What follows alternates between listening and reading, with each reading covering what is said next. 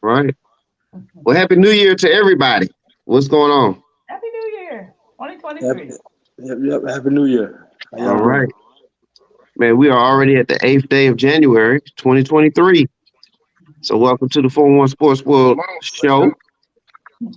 We are going to talk about Deion Sanders, his journey so far, decision to go to Colorado. We're going to discuss the effects of that decision. We'll give you our opinions of that decision. We'll give you the pros and cons of that decision. So we got a lot to talk about. And then the effects of HBCU, historically black college university, the state of HBCU football and sports in general, and just on and off the field. So we're going to talk about all that. So just be ready. And we've got a nice panel today. And after this little brief jingle, we'll come back and introduce everybody to you. All right, here we go.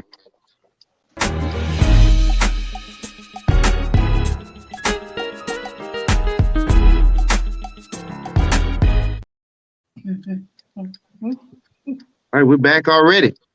All right, welcome to the show.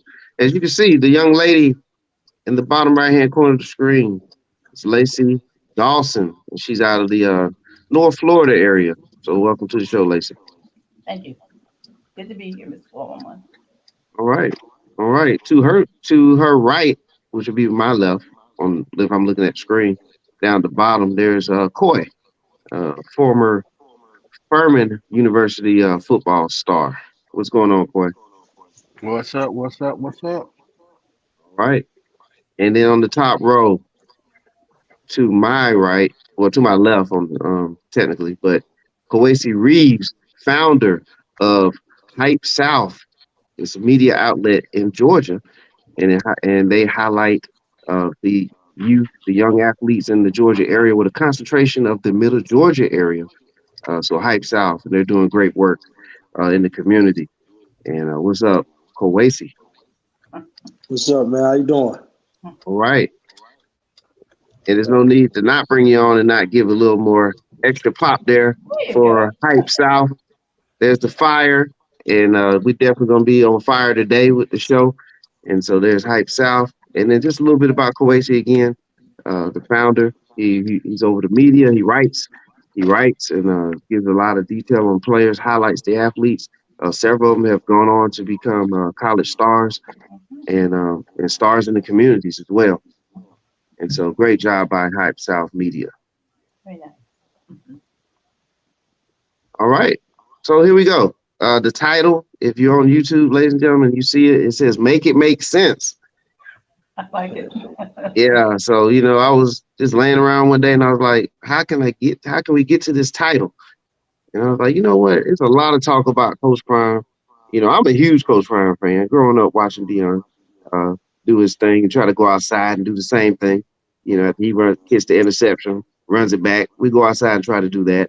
Follow him all the way through his career. And this topic has just been burning. It's been back and forth.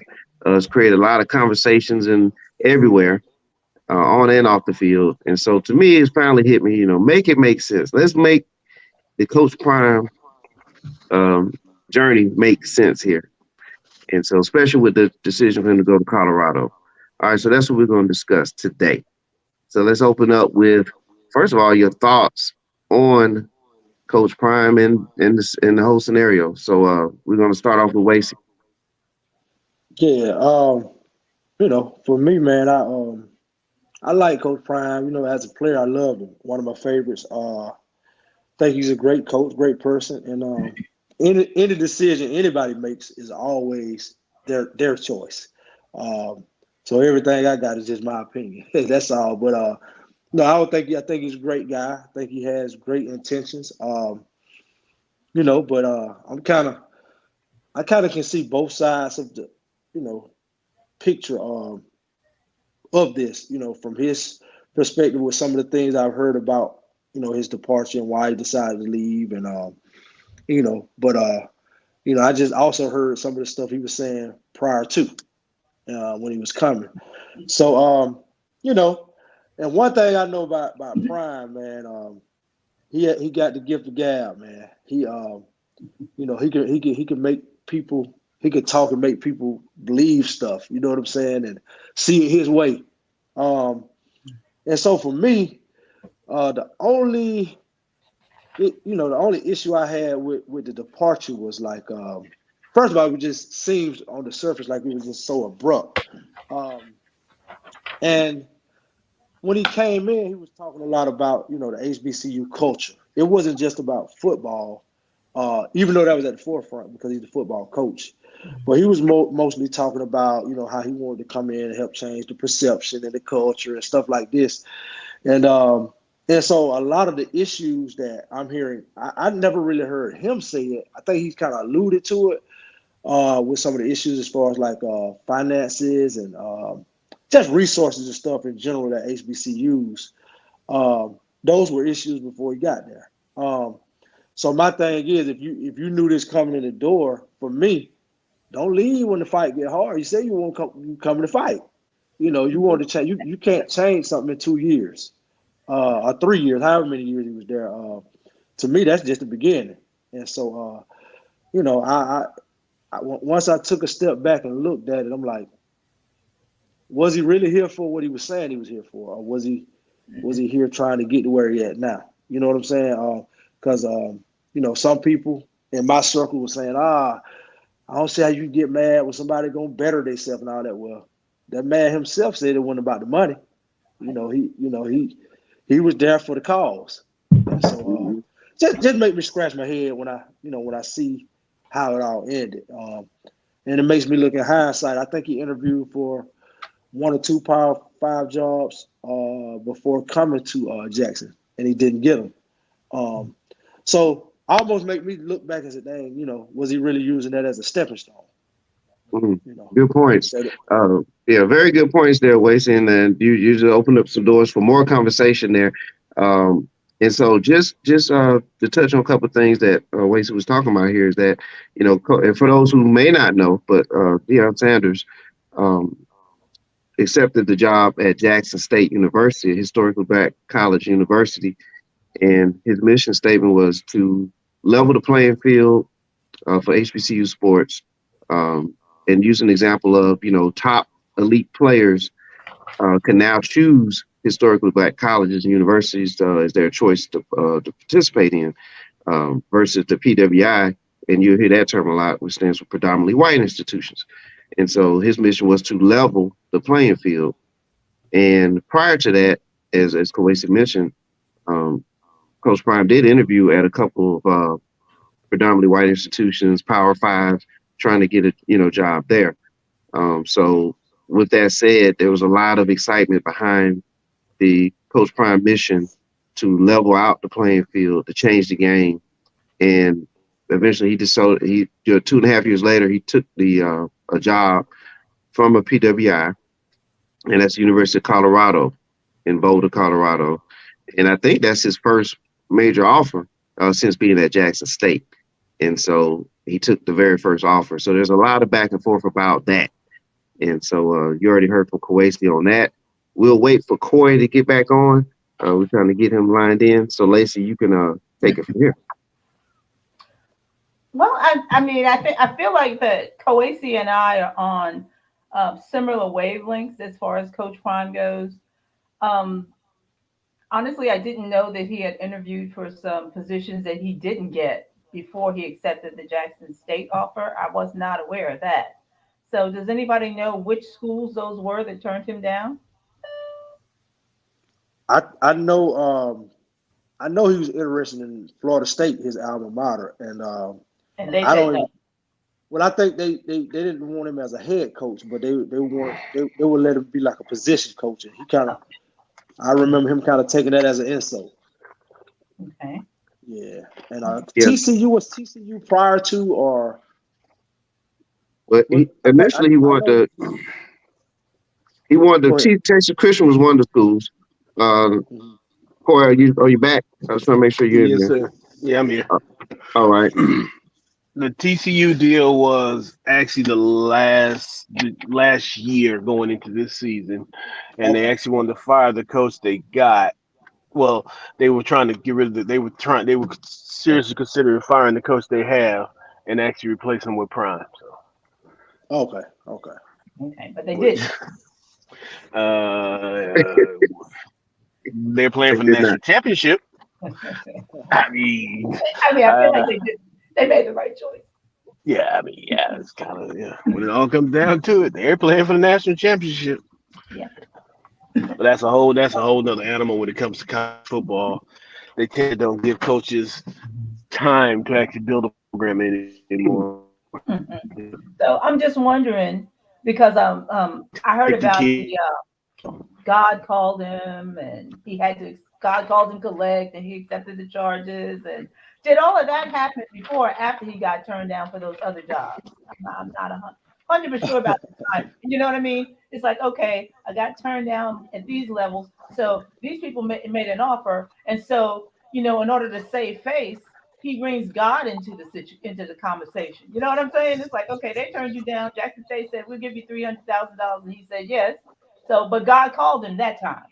You know what I mean? It's like it makes me wonder, like right from the beginning, if this isn't all just some kind of a stunt. I Well, honestly, you gotta look at it from the standpoint of sometimes we get caught up in the movement and not really. what's that? Let's say it again, Corey. All right, we'll get him back here in a second. Yeah, I'm I really think he was interested. saying that we, in general, maybe some of us get caught up in the movement and maybe not the reality of what Deion is actually trying to do. But we'll let him speak for himself on that.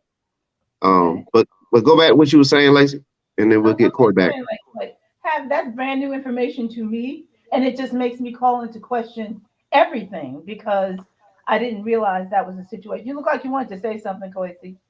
Did you? Oh no. Go. You can go ahead. Okay, yeah, it's like so.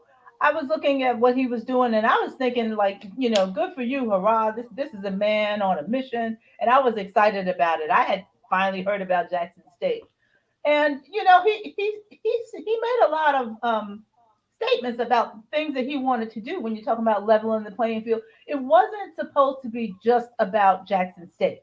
When his mission was a blanket HBCU, like uplifting the whole darn HBCU community so that it gets the kind of national attention that other schools get without a lot of effort. And so that when you talk about he was wanting equality and he was wanting to get players drafted into the NFL and his mission was accomplished. And I'm like, when did that happen? Because as far as I know, we're still waiting for it. I looked it up just to be sure, and it seems like there was one player. His name is James Houston. He was drafted into the NFL by Detroit in 2022. However, he transferred back to Jackson State after having been at Florida for 3 years. You know what I mean? It's like, okay, I feel like he probably was getting some kind of attention before he got to Jackson State, and making the transfer to Jackson State brought more attention to him. So, you can't really take credit for that one. So like if Right. you can't take credit for him, then what are you taking credit for? And see, when Corey was talking about, he hit on the movement.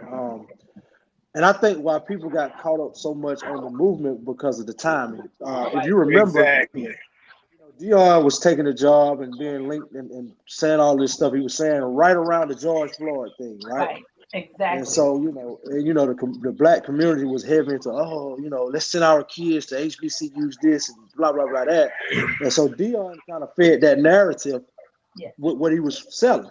And so of course when you sell that, people are gonna gravitate toward that, and they're gonna get caught up in it. Uh-huh. And so 3 years removed from that, all of a sudden, the tune has changed, and you don't, God has now called you, as you would say, to do something else.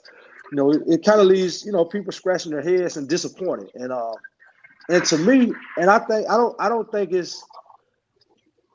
I can see their point, I can see their side, and I can see Coach Prime's side, but at the same time, he has to take some kind of responsibility for making people feel that way. You know what I'm Yeah. saying? He acting like he ain't did. Yes, but what I was gonna say, people got caught into the movement. But if you look at Prime and you look at the man, what has he always done? It's always been about the brand for Prime, from the point of showing up at the draft in a limo, or the point of running up in the combines and jumping out of a limo. It's all about his brand. So, like I said, we can get caught into the movement because it makes us feel good, but we look at his resume and his track record. Prime's gonna do what's good for Prime. Yeah, well, that like I said, that was from an individual standpoint while he was playing. You know, this was our first time seeing him as a coach. And Yeah, so, but ever since he left playing, it's been about his brand. Well, I he's mean, never you know, not been about that. Say it again. I'm sorry. I'm sorry, he's never not been about that. That's true. But he stated that he had a higher purpose. And so, people really shouldn't lie about higher purposes and God and things like that. If it's not true, then fine, don't say it. But you're putting yourself on a whole different level from anybody else who's coaching, from anybody else who's out there just earning a living. You're putting yourself on a whole different level. You're bringing a whole lot of national attention to what you're doing at this university. You're supposed to be spreading it around. It's like I don't know if other schools got any extra funding because of Coach Prime. He wasn't there long enough to facilitate that kind of conversation. You know what I mean? He's not showing any longevity in this. You know what I mean? It's like, okay, you got a very small sample size. I don't know what the rest of it would have looked like, but he was getting people like Walmart and the American Airlines and other celebrities to donate, to participate, to pay attention, and then to just drop all of that, in the middle of the fight. It's like, okay, I'm going to take my ball and go home now because I feel like I'm not going to get paid enough here. Like now it's about money. It wasn't about money before. It doesn't even have to be about money now. If he took the first offer and it was $5 million, it's like, I don't know what his predecessor got. I don't. But I bet he got more. Deion's getting more than he expected. But I mean, we don't take the first offer no matter who you are. His predecessors actually made less money. Okay. He's actually a bigger name than the last three they had there. So. Okay. All right. I'll take your word.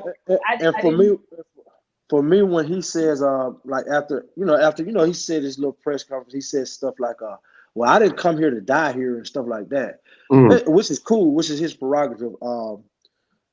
But my thing is, like, say that from the beginning. You know what I'm saying? Say that from the start. Don't just be, be upfront with, to me, in my opinion, what looks like your plan all along. Be that. I'm here. We're gonna turn this thing around from a football standpoint and blah blah blah. And if people start coming around, I'm gonna entertain this and that, whatever the case may be. But use the George Floyd. I'm telling you, around this is what happened. The George Floyd, it was tensions were high.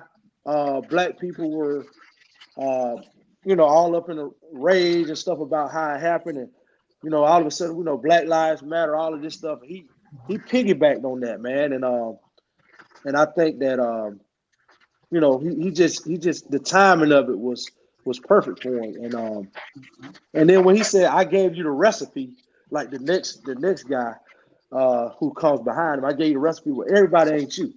Everybody can't get exactly right, exactly. certain calls and get certain resources that you could get. So I think that's a little misleading. But he was only halfway through the meal. It's like, okay, I have a recipe, but I don't know what, you know what I mean? It's like, you didn't finish. It's like, what are you talking about? Yeah. Well, the thing I think would happen with this. Corey. What's up? Corey. Are you just guiding your voice? No, that's Corey. Hold on, Corey. He must be about to say something stupid. It seems like he got a good perspective. I want to hear what he. Yeah.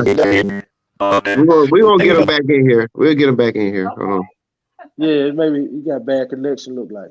Yeah, we'll get him right back in here. But just in the meantime, there's some good points that you all made. And it's like the picture was set one way, and it wasn't about just being on the field or just the player, in general. it was about changing a culture.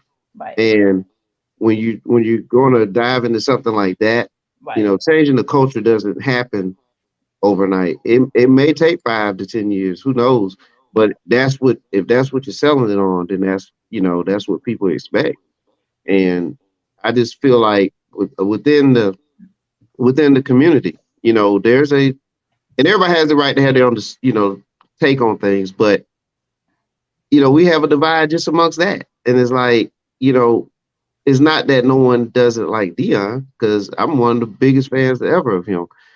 But at the same time, I can be critical of Deion, and there's nothing wrong with that.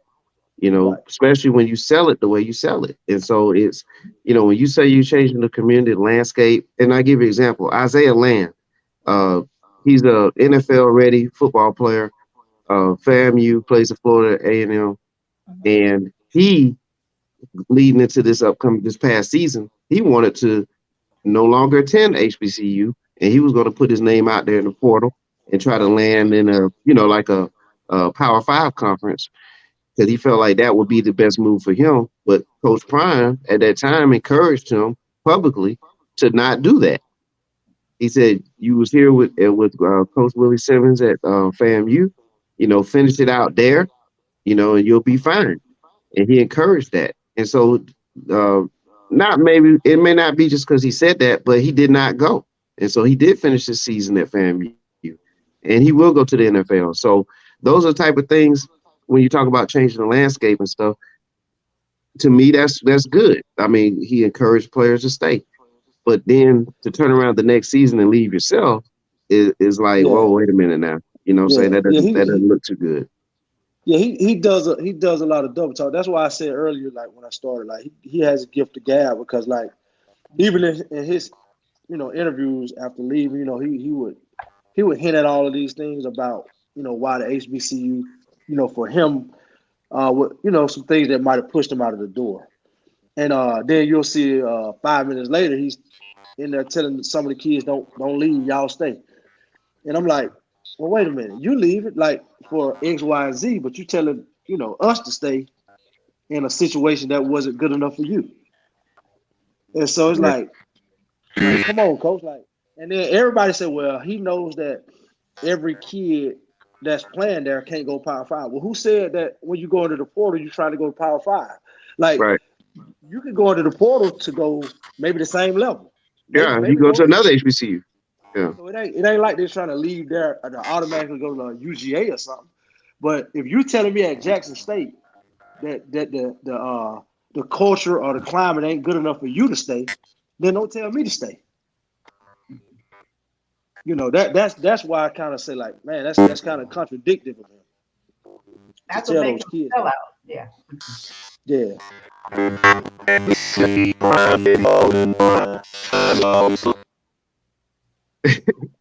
We're gonna try again with Coy. I know he's doing his best to be on, so we'll get him back in here. But yeah, that's the thing. It's just like, you're saying one thing, doing another, and also telling the team when he did accept the job at Colorado, he said in the game, in this game, you either elevate or get terminated. And when you say elevate, now you're saying that, again, the playing field, we already knew the playing field was not level. And so, you're telling everybody that the playing field is not level, and so I'm leaving. And that's not why you said you was coming. And so it's just contradictory. And then it's like, terminate. Well, I don't see Jackson State terminating Deion Sanders anytime soon, unless he does something illegal. You know what I'm saying? So, and then he'll get away. Right. So to say that again, and then it's like, you're just spinning the story, and then the story got spent again, because now it's there's only 4 black coaches at the Power 5 level. And so, what, you're going to be the 5th coach, and that's going to change something, especially when. Power 5. What is that? Well, that's the quote unquote, the big schools, the PWI.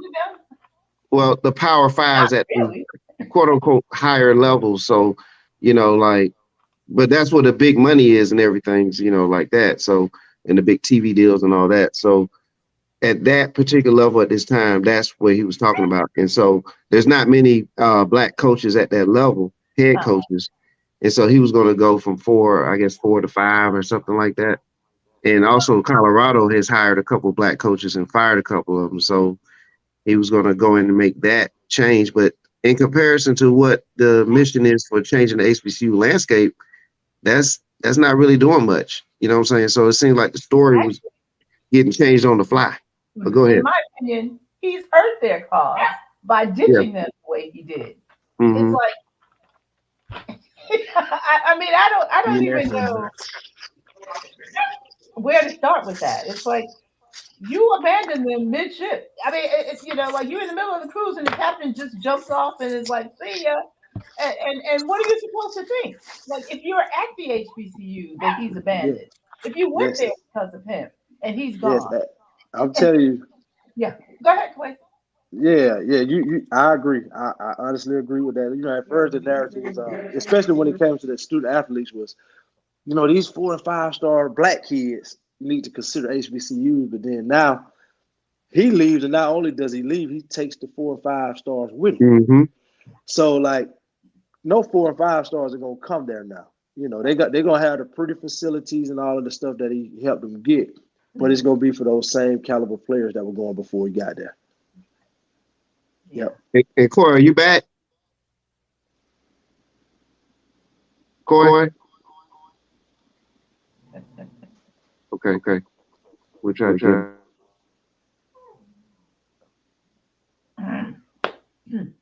But yeah, so we're gonna keep working at that. Yeah, but like I said, and I wish him luck, and I think he'll do well. But I'm gonna say this too. I don't think Colorado was the only offer he had. I think that was a strategic pick, based on the level of the conference, the competition level of the conference. Okay, I got you. I believe Georgia Tech reached out. I don't have any confirmation, but I kind of heard some rumors on that. And we all know Deion say Atlanta is his city. He built Atlanta. But I just feel like it's an easier – he can win the recruiting war in that conference more so than going to an ACC or SEC. So I think it was very strategic in Colorado. I think he went out there knowing that, hey, let me go out here first and see can I bring these dogs, as he called them, or Louis, this Louis Vuitton luggage with me, and he'll have a better chance of winning that conference for sure than the ACC or SEC. So that was strategic. For sure. But not only that, Wasey, but he'll be able to improve from the 1 win total that Colorado had the previous year. So so if you win 5 games, you improved it, 5 times already. You know what I'm saying? So that, and then players from Jackson State. I mean, No. And don't forget that USC and UCLA are going to be leaving the Pac-12 soon as well. That actually hurts. That actually hurts him. But no. They didn't bring him in there to win 5 games. No, I'm saying that this first year that'll be a major improvement from the 1 win. It ain't about a major improvement. They did not bring that man in there for 5 games. What they brought it for? They got this delusion of grandeurs that he's going to come in there and make Colorado the same Colorado Buffalo team that was under McCarthy. That is why they got him there. Now, honestly, if you want to look at it from the standpoint of jobs, that was a bad job for Prime to take. One, you got to look at it in terms of how many 4 and 5 stars actually came out of Colorado in the last 10 years. I think me and TJ looked at it, it was like maybe 4 total. Yeah, if that, Two. Deion made his bones in. He played in Alabama, he played in Atlanta, but he lived in Texas and in Florida. So now he's got to convince a bunch of kids from Texas and Florida, because that's where he's going to recruit the heaviest in the South, and figure out how to get them out to Colorado. He's already convinced a couple of them. He convinced a couple of them off of the whole limelight of prime time in Jackson State. Next year, They go out there and go whatever and 5 or 5 and whatever and losing game. You only going to get so many times because these kids are not. They're going to look at it like I don't care who you are. You're not. You're not it. Right now he's riding the wave of Jackson. Now he got to give the gab. He'll get them out there, and then he knows that he don't need as many as UGA and Alabama in that conference to win at a high level. Yeah. And so he's gonna get kids in there. He's gonna get them in there, and they're gonna win some games in that conference. That's why I said it was a strategic pick, because he knows that if I just get a couple of dogs at this position, that we can run this conference. And so I believe he'll win. I believe he'll get kids in there. I think we're already starting to see it. You say so. Colorado's not a good program. Okay. No, they're not. But Travis Hunter and some of those other guys are already starting to follow him, man. And I'm telling you, like, he'll turn it around and he'll win games in that conference because it's not very, very good. It's not about winning games. Well, he win the game conference. That alumni brought him in there so that they can compete for national championships like they did in the late 90s. That's what you got to understand. Yeah, so we're referring to that's the long term, right? I mean, next season. You don't get long. I say it again. You don't get long term goals in college football anymore. Okay, you got about 2.5, maybe 3 seasons to prove these people. And that's what I meant. And that's what I meant by the long term. I meant like not just one season. There's got to be some sort of shelf life. So we're agreeing that it's going to be at least 3 seasons as the shelf life. Is the time frame? Because usually it takes about 6 seasons to get your seniors in there and to get the kids you recruited start flowing through your program. You'll get most of the time they'll get lucky and get one good season to give them buy them time. Even when Saban went to Alabama, it wasn't the first couple of years.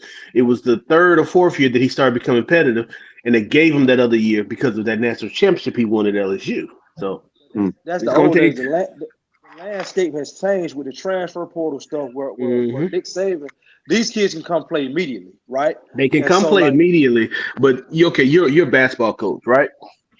You still gotta, even though you can get all the 5 stars you want to, you gotta find that balance between meshing your talent.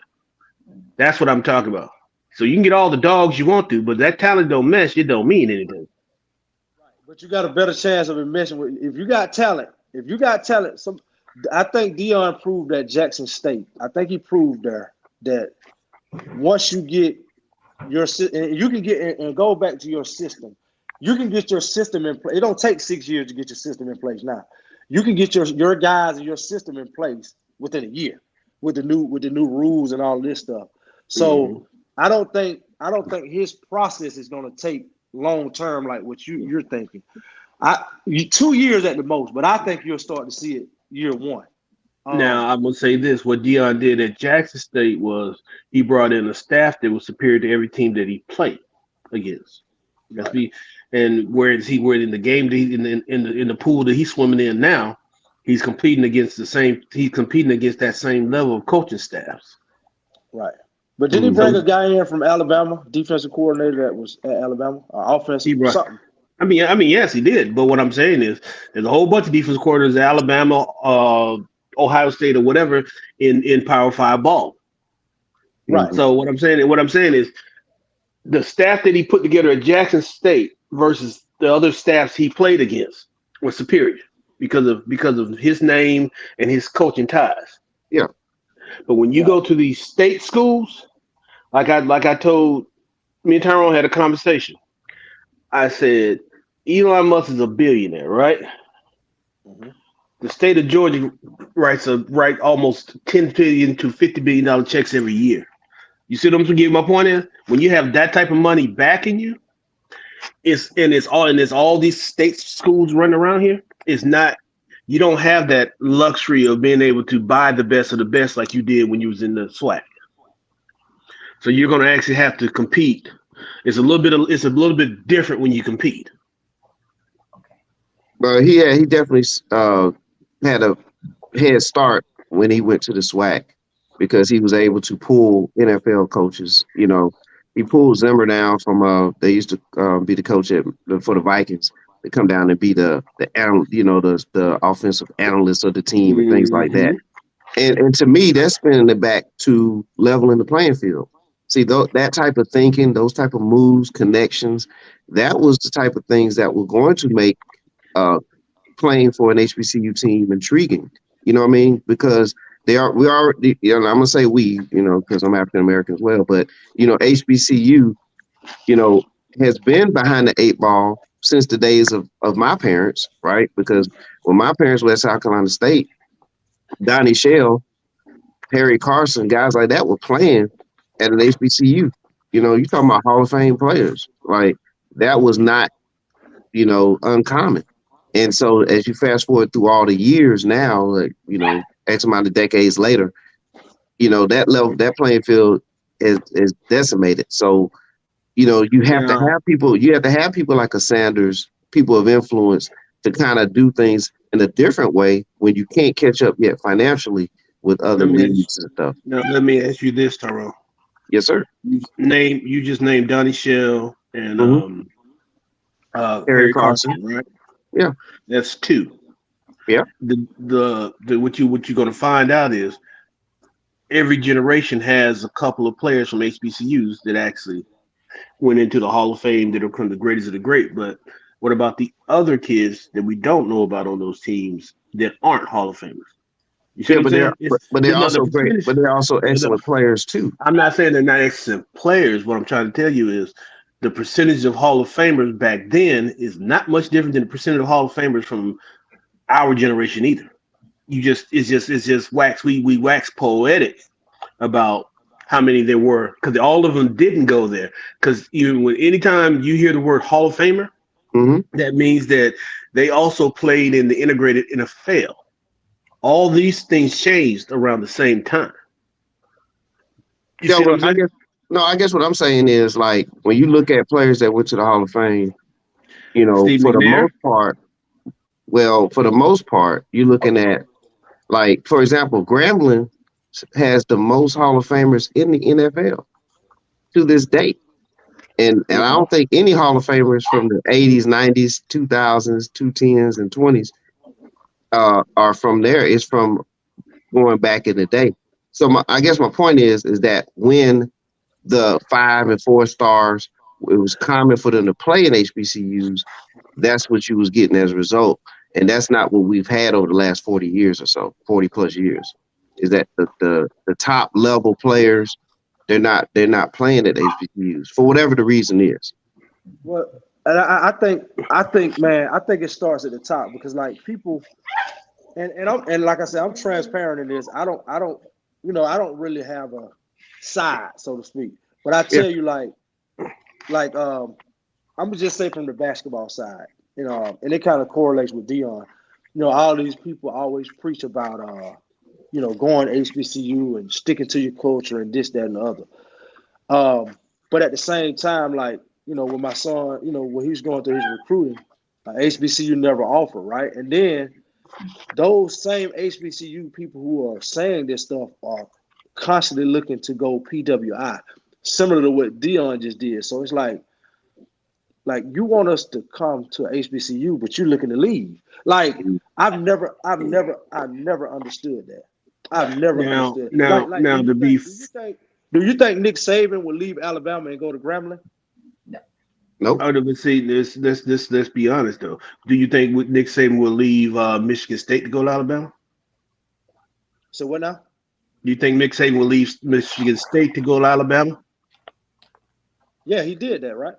He went to LSU. My point being is, we can't pin it on HBCUs when all coaches are always out there about themselves and they're always out there for the better job.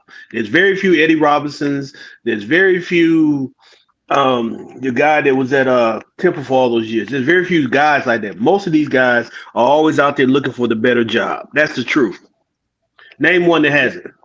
That's a good point, Corey. But I think that's where the Deion Sanders leveling the playing field comes into play.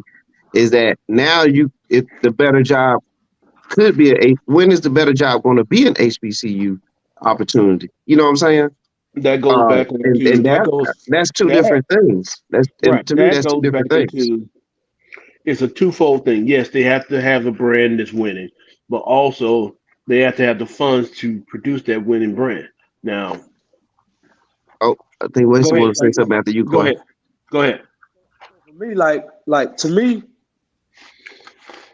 that's the cop out right there. When they start, and that's just my opinion. Like Deion is a perfect example. The resources and all of that stuff from him, like the money ain't an issue. I'm not worried about the money. I want to come here to see can I change this culture, right? Because he said I'm already rich. So don't when you leave say the resources or this or It has that. nothing to do with Deion. It has nothing to do with the resources. The reason why I don't have as much problem with Deion is because the man has always shown us what he was, and I knew this was coming. If you want, Carl can tell you exactly what I said. If You Deion thought goes, he should be commissioner. I didn't say that. You're a lie and a half. I said Hey, if Deion, that's right. Bring the tape. I said if Deion is there to do what he says he do. That's I'll one burn thing. that tape then. But his track record is that Deion always looks out for Deion. Is it right or wrong? I don't know, but it's the truth. I listen.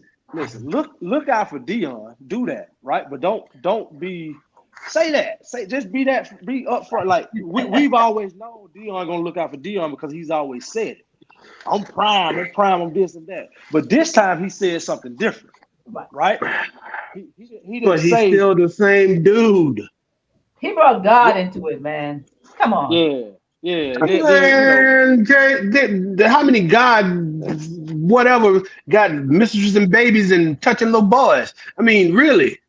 Okay, but you're talking from a different realm though. When all about Deion is when it was like in his playing career. Like when you start coaching kids and you go into people's living rooms and you recruit families and all of this stuff. right. Then that's you know different. how to get to them. That's Because you're one of them. Yeah, that's You start bringing God into it. They their mamas and their aunties and all of them. Because he's well, you got to do, you know. Because he's folksy and he's easy to connect to. You trusted him. Because he's easy to connect to. Most of the time, most salesmen make you feel good before you make the purchase. I'll give you an example. They're like, for instance, what we ain't talked about is the fact that you take Reggie Theus. Yep. Nobody pays him any attention. And in the scales of what you're trying to do and done, he's actually probably more of doing more as far as putting his money where his mouth is than any other one. But he's not the personality of a Deion. He's not the one that is in your face. But we're not giving that brother at Bethune the same amount of eyes and the same amount of support that we gave this other guy that left.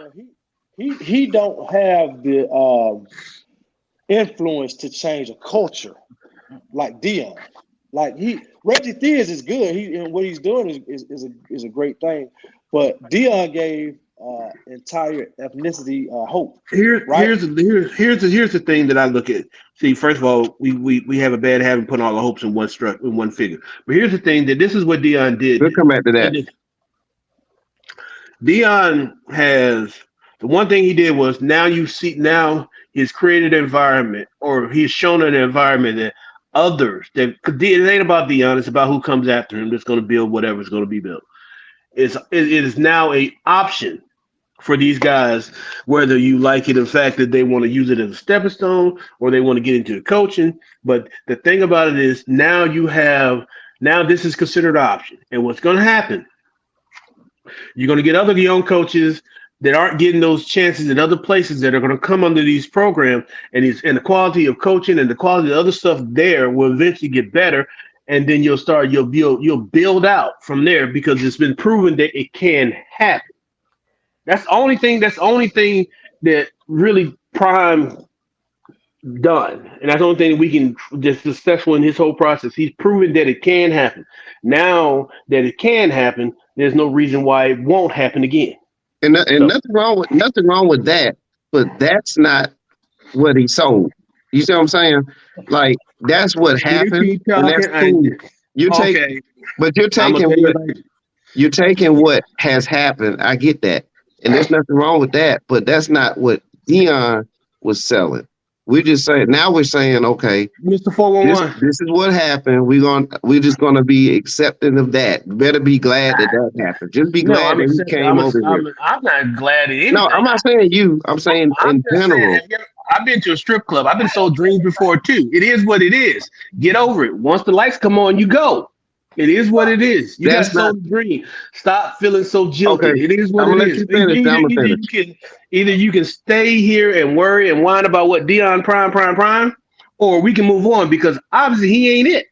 Okay. Now, I mean, the honest question to me is, would you want him back? After everything that he's done, would you take him back? You can't get him back, so that's not. That's No. I asked the question. I ain't asked what you can or cannot do. I asked a question. Yes or no? I'm like this. You fooled me once. Same on you. Fooled me twice. Same on me. So no. That's my feelings about it. I'm moving on. Okay. Now. Well, we gonna move on, but like I said, we still can address the Exactly. That's the point. So for me, it's easy for us to say, oh, don't feel like that. You just got to move on. But what about the kid who you just came and recruited and told his grandmama, the kid who daddy and mama might have passed away, and now he only living with his grandmama. Let me ask you something. Let me ask you, don't you? I feel bad about that every time. I've always felt. That's why I'm never going to be against the transfer portal because these coaches, this is what they do, right? Mm-hmm. Across the board, even before prime. I always thought it was some shady business and it's a bullshit that they do that, right? But you're more into the recruiting thing than me and TJ ever be. Mm-hmm. You know as well as we know. They do this to these kids in high school when they recruit. What happens is this kid gets recruited. They can't get the kid they want. They get ready to offer this kid something. All of a sudden, the kid they want come available. You ain't got a scholarship, son. Figure it out. Right or wrong? Oh, yeah. So this is the culture. It's the culture of sports in America. Well, period, is a dirty, low down game. Right, but I'm just saying for me. I'm big on my word, You expect more from one of your own, and it's a bigger disappointment when they disappoint. Correct? Right. That's it. Got you. But he is what he is, and he's always been that. Okay. Is it my turn yat? Yeah. Go ahead. Yeah. Go ahead. Please, I've been patiently waiting. And I just want to point out a couple of things. Deion Sanders could have stayed at Jackson State and won the SWAC? Southwest Athletic. He could have won that for the next 30 years, and it would be good for them and good for him, and good luck. The problem is that Deion went too far, and he started recruiting people that the big schools wanted. You know what I'm saying? No. We're gonna stop you on that. Because if you're gonna run a program, that's one of my biggest problems. You recruit the best out there. You don't limit your aspiration on who you are. If you would let me continue, I'll get there. Okay. Okay. But he had the kind of star power and gift of gab, as you said, to recruit these people that other schools might have wanted. So what do you think the greater collective of the people who are running all of this said to each other? They said, I'm not saying any specific person. They got together and said, how do we make this situation go away? How do we neutralize the threat of Deion? What you do is somebody makes him an offer at some school that nobody really cares about. It doesn't matter if he wins or loses, as long as he goes away and he stops HBCUs from recruiting these people. So what Deion promised to do was build a house, and in the middle of the build, he burnt it down. You know what I mean? It's like you're making it harder for the next kid, for the next coach, for the next recruit, for anybody. You're making it harder for HBCUs than it was before you started. You lifted them up and then you dropped them, and you did it because not understanding that the greater collective said the best way to make this person go away is to just throw some money at him. It's insignificant money to them. Maybe it's a lot to him. It's a lot to me or to reasonable people. But I'm just saying They knew how to make him go away and shut him up, and that's what they did. That's what really kind of hurts my heart because he let them use him as the vehicle to destroy whatever progress he had made.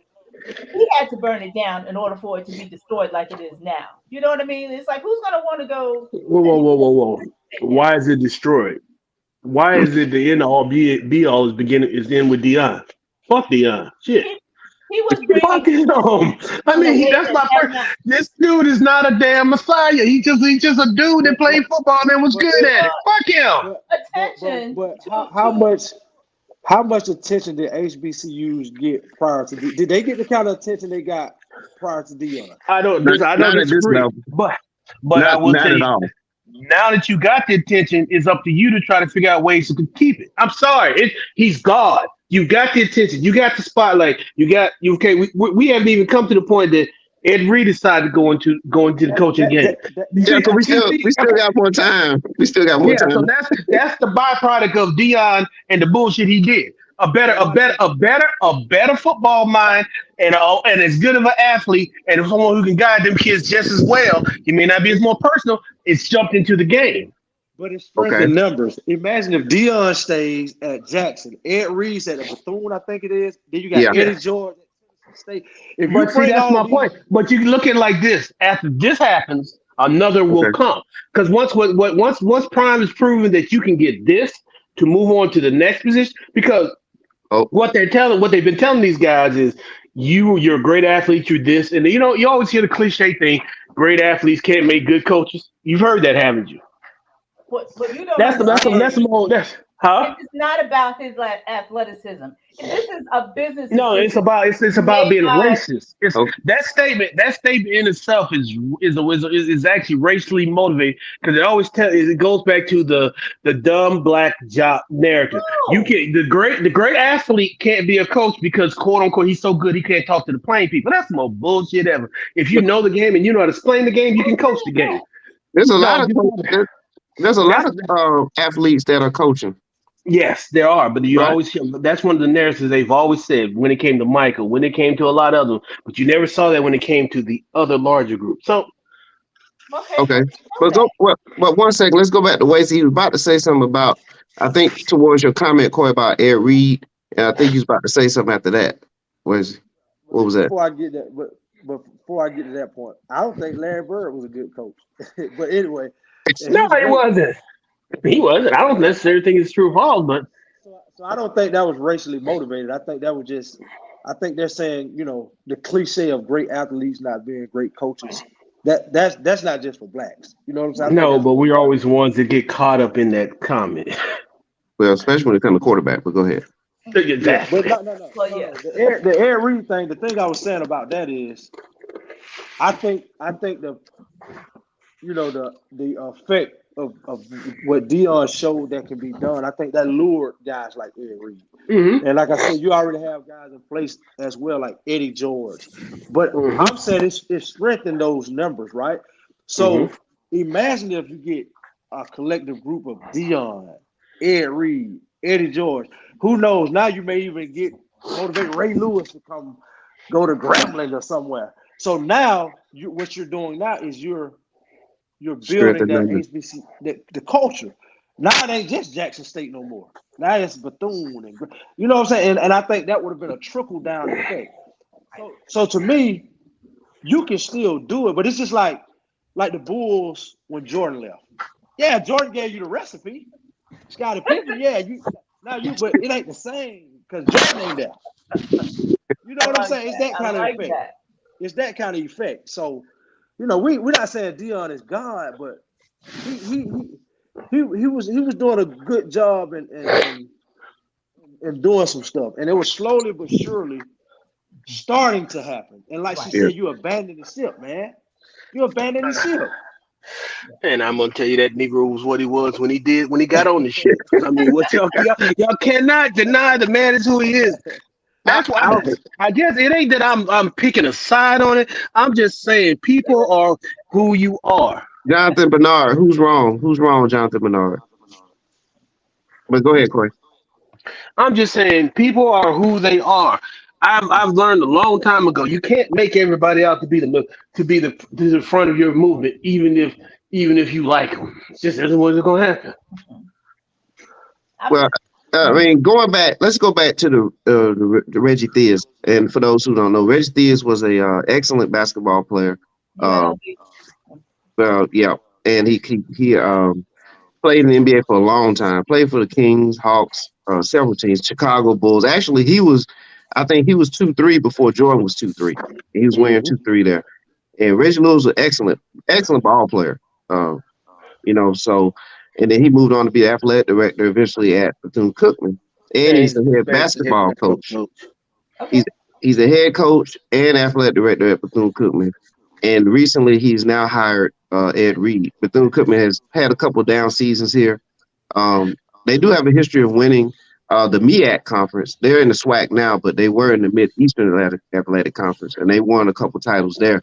So they have a good history, and it is a private school. And Coy, Wacy, you guys could talk about the private school versus public school in a minute. But so to bring in Ed Reed was a great catch for that university. It's bringing attention. Some of the local shows I've been watching, listening to, they're excited about the Ed Reed signing. Ed Reed, for those who don't know, he's one of the greatest safeties ever in the NFL, and he is known around the football circles as a football mind. And you can already see now his approach is different than Deion's approach. You don't have the grand entrance. You haven't really heard nothing since it's been announced. And so we'll see how that all works out. But just to give everybody that backdrop there on the Ed Reed thing. And I would say that Ed Reed, actually, in far as coaching talent and coaching circles, he's more respected than Prime is. Very good information. He probably is, and he may have genuine intentions as well. But I gotta admit, I'm not falling for it. I'm not falling for this again. No. So you think Ed Reed is here before he can land a job at another school? I don't know. I'm just saying, if Miami or Notre Dame or somebody come calling, he goes. Yeah. Probably. I mean, let's be honest. Where did he come from? He came from being a consultant at Miami. So, I mean, who knows? Right. So yeah. But what I say is, if he brings in that coach to see, I look at it as use them like they're going to use you. That's the biggest thing. If he bring in that coaching. Why you want to use your HBCU, man? Why you want to use them? Because this is I personally don't, but this is what they see it as. They're not letting me get these jobs somewhere else, and these people need this job, right? They don't want you. If they don't want you then, No. Why they want you now? What's the difference? I would just like to reiterate just one more time. I know it's a big conspiracy theory, but I know I am correct. Deion was right on the cusp of really, truly making a difference for HBCUs. And when you say difference, what do you mean? Do you mean differences as in? No, I mean no. Do you say you mean taking the talent away from the? Let me finish the statement. Do you mean that he was on the pivot of making a difference where he's going to compete with Ohio State, Alabama, LSU, Georgia, or? I said, let me say what I said. He was on the cusp of making a difference because he was recruiting people to go to his HBCU that were really people who national teams, who a lot of the PWIs were interested in. That's how you really make a difference. You build a football program out of people who are really good, and you're starting from the same foundation they're starting from, and you're going to be better equipped, and they can't ignore you. So what they decided to do was take him out of the ring, and they figured out, let's throw some money at him and he will go away, and he did. Yeah. That's what he had. What I forget. I think I looked at the roster. He had like maybe 3 or 4 stars and 5 stars. That number, the longer he stayed, that number was going to continue to double. No, Nick Saban went in front of. He had a sit down because he had a fit about him taking something that he don't want. He took a kid that he wanted. Okay, hold on. Let's go ahead, Wace. Finish it. To Lacy's point about recruiting kids that some of the power programs won't. Nick Saban, I mean, I think we all might have seen it. At the beginning of the year, he went on this rant. It was mostly about Texas A&M. But while he was speaking about Texas A&M, he threw Deion in there. And I'm like, why is Nick Saban at Alabama worried about what Deion doing about one kid? Because he started snatching kids he wanted. Which goes back to what Lacy's saying. No, I mean that goes back to being arrogant as an ass. That's being an arrogant asshole when you just used to having your way. It's a business, and they decided the best way to make him stop doing that was to take him out of the HBCU. There's other ways. What I'm trying to get you to understand, there was other ways to get Deion out. They didn't decide nothing. Deion decided to abandon y'all asses. Don't blame them for what Deion did. Y'all now we're making excuses for Deion choosing to take another job. Well, they didn't do anything. I don't think the intention is to make it an excuse for Deion leaving. I think we all agree that Deion. That's why we're talking now. I think all of us on here have a disappointment level of what Deion did. You know what I'm saying? Yes, that's very true.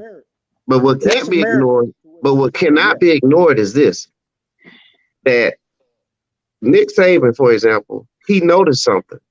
He saw something happening that in his time don't normally happen. He saw a new point. Four or five star player going to HBCU school. You know what I'm saying? And he's going to stop that trend before it starts. Before it gets wrong. Nick Saban's exact words was like, "How does a Division I kid of Travis Hunter's caliber go to Jackson State?" And last time I checked, Jackson State is Division I as well. Yep. Jackson State, but it's still Division I now. I don't even think they do the double. It's it's FSB, but it's a little bit FCS, different. FCS, they have 60 scholarships versus the 85, so it's a difference. Nonetheless, Division I though, they're still Division I. Yeah, but he spoke as if they weren't Division I. Mm-hmm. Yep. Yeah, so, it's like they were garbage. Well, when you look at like you're not supposed to go there. If you're this type of athlete, you're not supposed to go to this type of school. Whether it's Yale or anything, it's certain schools that you're not supposed to go to if you play at this level. And if you play at this level, these are the type of players that help somebody like Nick Saban make $8, $9, $10 million a year. Mm-hmm. So he's going to have an issue with that because now he's going to get to his pockets. All right, yeah. So that's not a conspiracy. That's long term. That's a fact of you don't want. Okay, if you're the top guy, you don't want new competition. I already got to deal with this normal competition I got. Yep. Now there's this new point of competition. That's just protective of your brand and what you got going on.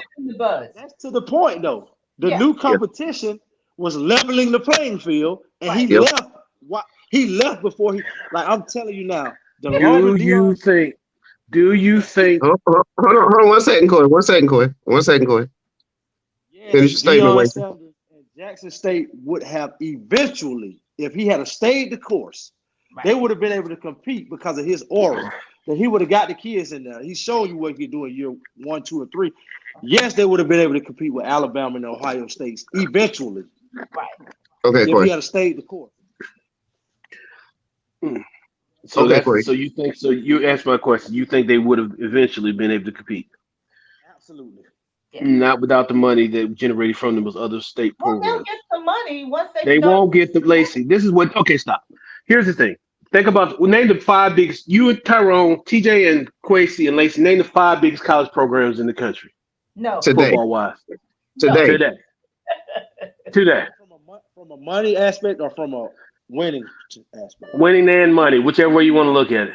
You can do both. I'm gonna put Notre Dame in there. Minus the winning. Okay, Catholic Church. Go ahead. UGA. State Alabama. school. State Alabama. school. Yeah. Okay. Alabama. State school. What's Jackson State then? State school. What is your point? Not Ole Miss. But what's Jackson State? Is that a state school? Or Mississippi State? It's not Ole Miss.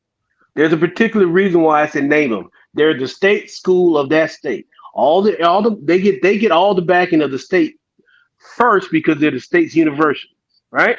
Mhm. That is why you're not going to get money. You can compete. Is he as when it goes to Stanford and when it goes to Georgia Tech and it goes to even the University of Miami down in Florida. They will always tell you we don't get the budget that Miami will never get the budget Florida got because it's the state school. Okay, but So why what did about Travis Hunter choose so why? Jackson State then They're and all not Because So Ole Deion Miss? sold. Okay, well, first of all, he's from Georgia. So, and on the biggest problem in the state of Mississippi is that Ole Miss is Ole Miss. You got to think they just took down them flags about 6 years ago.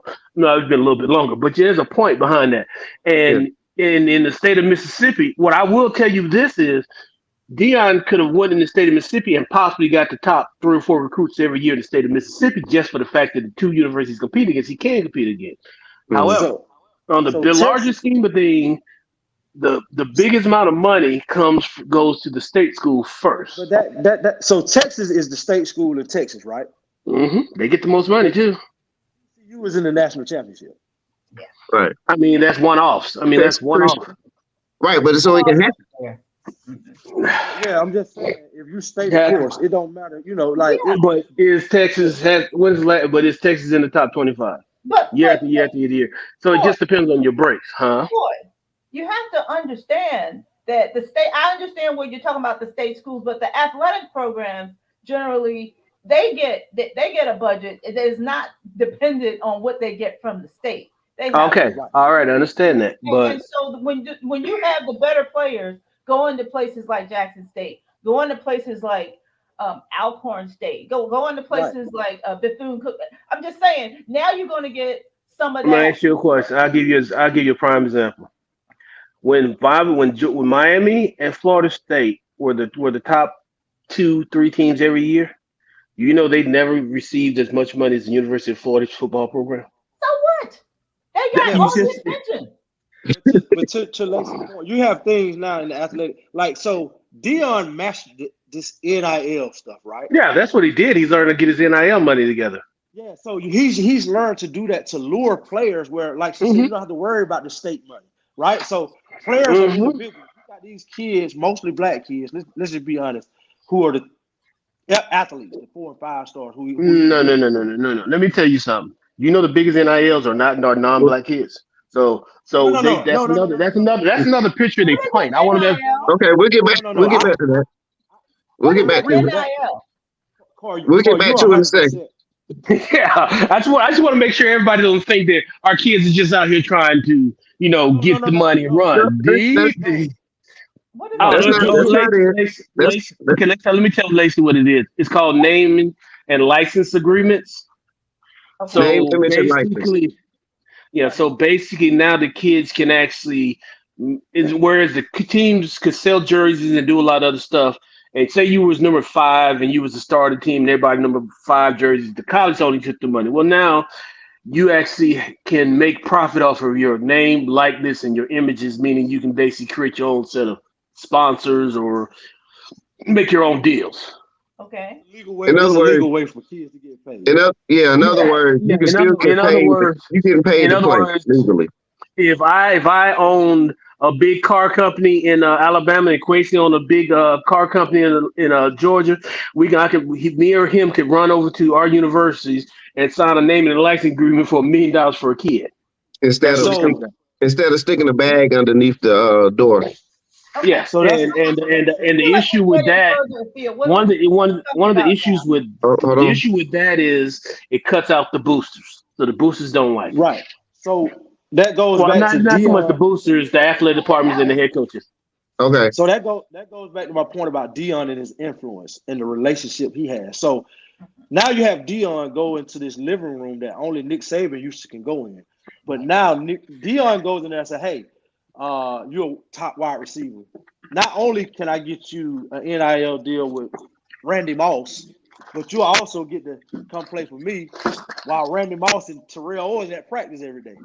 So now that's more attractive to our kids who are in the hood or whatever, the stereotypes that they put on them.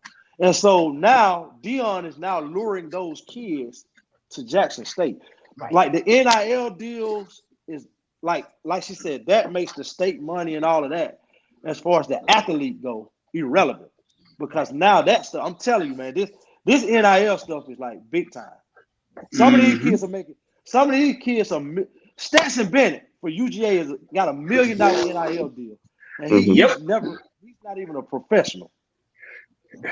He's not even the best quarterback in the state of Georgia. But anyway. So Deion, what I'm saying is, he could have made a big change if he just stayed the course. Yeah, he was on the right track. You know, but they threw the bait and he took it. His son is signing an NIL deal with Brady. Like these kids, man. Like I'm telling you, man. BMW and I mean another car that he signed with too. I think it's Mercedes or something like that. He signed a deal with another car brand too. He could have won at a high level, man. He could have. I believe eventually he could have, man. He could have made that difference he was talking about. Yeah. Well, so he did make that decision to go to Colorado, and so I think we touched on it just for a second. But do you guys think that he will succeed at Colorado? I do. Do you think he will? I do. I think he will because he's Deion. He got the gift of gab. He's gonna bring those same resources and mindset with him. And like Lacy's saying, you know, they took him away from the HBCU culture and brought him, you know, there. And so he gonna do the same thing because first of all, the conference ain't that strong. Exactly. Second of all, he's gonna get kids. Deion Sanders is gonna get majority of the kids he wants. But he's gonna get the kids that might have gone to the HBCU and now they're gonna go to Colorado or where. You know what I mean? It's like it's not in their best. It's not necessary. It may be in their best interest in some ways, but he's hurt the HBCU culture just by him abandoning them the way that he did. Do you all think that Colorado would have hired Deion prior to Jackson State? I think we know the answer to that. No. Yeah. So now, Colorado is going to tell you that we've hired 3 black coaches in a row. Yeah, which they have. Going to. They hired 3 brothers to fire them. So yeah. Yeah. So do you think that they did this basically because they noticed what Deion actually could pull off, even with no money, basically? You know what I mean? Like he's giving away his own salary, part of it. And the budgets are drastically different. The endowments in the schools are drastically different. I mean, it's ridiculous. You could just Google that and you'll see the difference, how drastic it is. But yet, I would say he probably had a better roster than Colorado. You know what I'm saying? Outside of maybe the linemen or the sizes of the linemen or whatever. No. But this was the backroom shit. No. How do I make this? There's a lot of post prospects that were in Jackson State. I get all that. But TJ, Tyrone, there's a lot of people right now that's leading sacks per game. Right now, if you line up Jackson State versus the University of Colorado, they may be competitive, but Colorado will win that game 10 out of 10. And that's my point. You got a team. But you got a team that's so much, the school that has so much more money over here, and the team that has so little money over here, and you just said that they will be competitive. You just asked me which roster was better. Coy. If Jackson State roster with Deion just coached this past year plays against Colorado right now, what they just had, I think Jackson State will win that game. You're thinking in terms of, because most of the time what y'all look at is these skill players. And Jackson State has the skill players that can compete. I give you that. However, when it comes down to what's going to win that game, is you're going to have the same problem, which is why I say these teams shouldn't take these deals. And then front seven, you're going to have some kids get hurt. It's just a different animal. It is what it is. Hey, I've been the victim of sitting on the other side of thinking we're a really good team going against a superior front line, and it don't work out very well. Corey, but you just said that they will be competitive. And that is saying that's huge. saying that they will at least be No, competitive, that's looking at the differences of the schools and the budgets and everything. I So don't I care. think, Nobody want to be damn competitive and losing. but my If point you lose is, 10 games by 1 punch, you lose 10 games. okay, Shit, that's fine on the field, that's but not but fine. One that's irrelevant, and the point. other one was almost undefeated. Hey, Yeah, I boy, think, in a I football think, aspect, that is fine. You're right. You want to win the game, but what I'm saying is, if you look at the budget of Jackson State compared to the budget of University of Colorado, and the fact that we can even say that there would be a competitive matchup on the, at least a competitive game on the field, it's speaking volumes. That imagine Okay. if both teams had the Hold on, same hold on, budget. hold on. What if both schools had similar budgets? That's All right, what we're getting at about leveling the playing field. Yes, What you're gonna say is, hold on. So basically, what you're saying is don't the even get best to we. play those schools. Hold on, Hold on. we're gonna get here one. Okay, go ahead, So Lacy. so Lacy and then Coy, but go ahead. No, Go I was ahead, just saying that the system is so segregated, it's so broken that the HBCU schools don't even get to play against those schools. They're in a whole different division. No, it's not. That's not why they don't play against those schools. I said they don't get it. They don't get the opportunity to play. That's not. Oh, they can get the opportunities. Not on the same level playing field though. I mean, the field is the field, but No, the level playing field, as in the air quotes playing field of everything that involves Colorado play putting Jackson. the teams together. Yeah. Because that's a us problem. That's us putting money into our own damn schools. Okay, we're gonna get to that too. We're gonna get to that too. I Coy. don't blame for that. leave that comment right there up because that's a good point by Yeah, Hot. by Hot Tub. And Hot Tub, Coy, can you do me a favor and send Hot Tub send him my digits? All right, I will. All right. So Lacy was just saying something about not being able to play. Coy, you had a comment on that. Yes. So basically, what you're saying is the best of we can do is be competitive, and it's a win because we're competitive. Is one of the worst damn Power 5 programs. Man, get the hell out of here. Okay. No, that's what Tyrone was talking about. Oh, okay. No. So let me go ahead and let me respond to that, please. So what I'm saying is, if we just now today are saying that Colorado versus Jackson State will be a competitive game, and now let's look at the budgets. My turn. So let's look at the budget of Colorado. We can look up the budget of Jackson State. And if they competitive now, imagine if both of them had similar budgets, similar pay scales for coaches, similar recruiting budgets and all that. That's leveling the playing field. So only imagine if it's competitive now. Imagine if if Jackson State had the same kind of money budget wise that Colorado has. That's all I'm saying. What I'm saying is they don't ever get to play each other, so we'll never know. They play.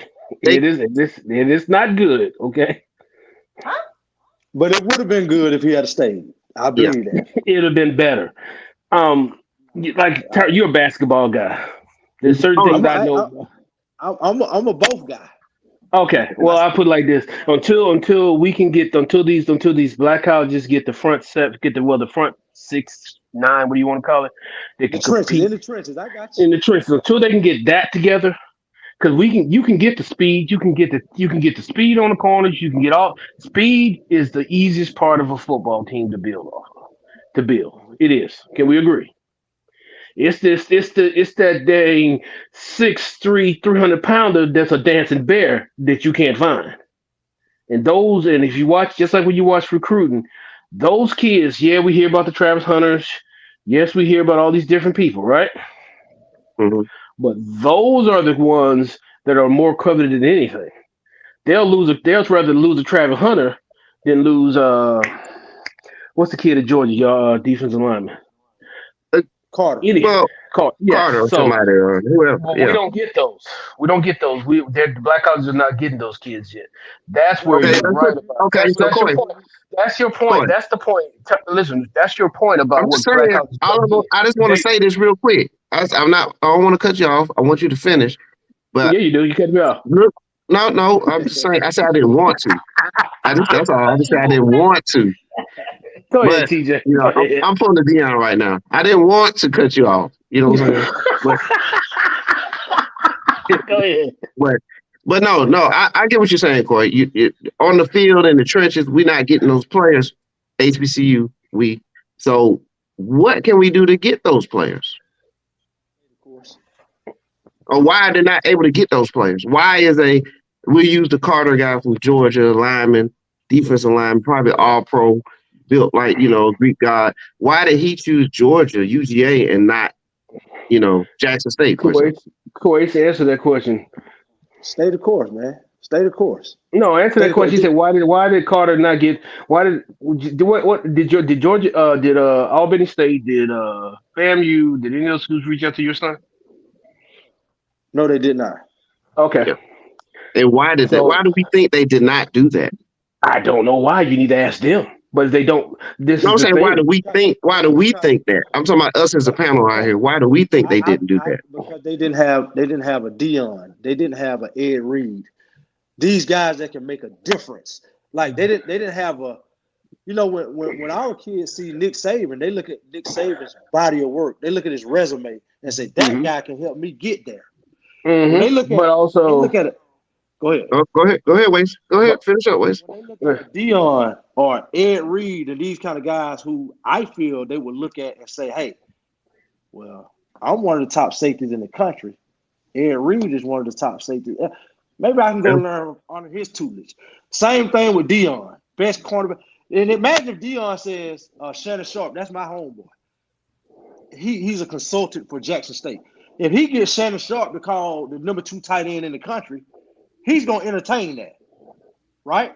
I don't disagree with anything you're saying. Regardless of budget. But that's why I say I understand what could happen if he stayed. But my thing is that she left. You can sit here and sing, and you can cry, and you can keep sweat all you want to. She left the house. Hey, now, hold on now. Keep sweat my boy now. Come on now. That's my boy right there. She left, and there's nothing we can do about it. But let's talk about what she could have done. I think that's the No. Let's talk about how we can get some more in there. How we can get this new one in here to get it cooking. That's what we need to be. That's what we're going to do that today. Yeah, we're going to do that today. Yeah. Because my deal is this. Let me tell you a slogan I use in basketball right quick. All baskets aren't created equal, right? No. So your 2 points might be 2 points, and my 2 points might be 2 points, but they might be totally different. You know what I'm saying? Like, all baskets aren't created equal, and I'm saying that to say everybody ain't Deion, man. Everybody ain't these guys with influence. Right. Even the guy who Deion spoke so highly of to succeed him at Jackson State. I don't even know the guy's name. He fired that guy. I should tell you the caliber of person Deion is. He gonna tell somebody that he fired from his job. There, y'all put him in charge. He demoted that man from offensive coordinator, then turn around and tell him, he should be your head coach. So, and this is the type of guy that y'all want to stick around and leave as your messiah. He dudes, man, come on now.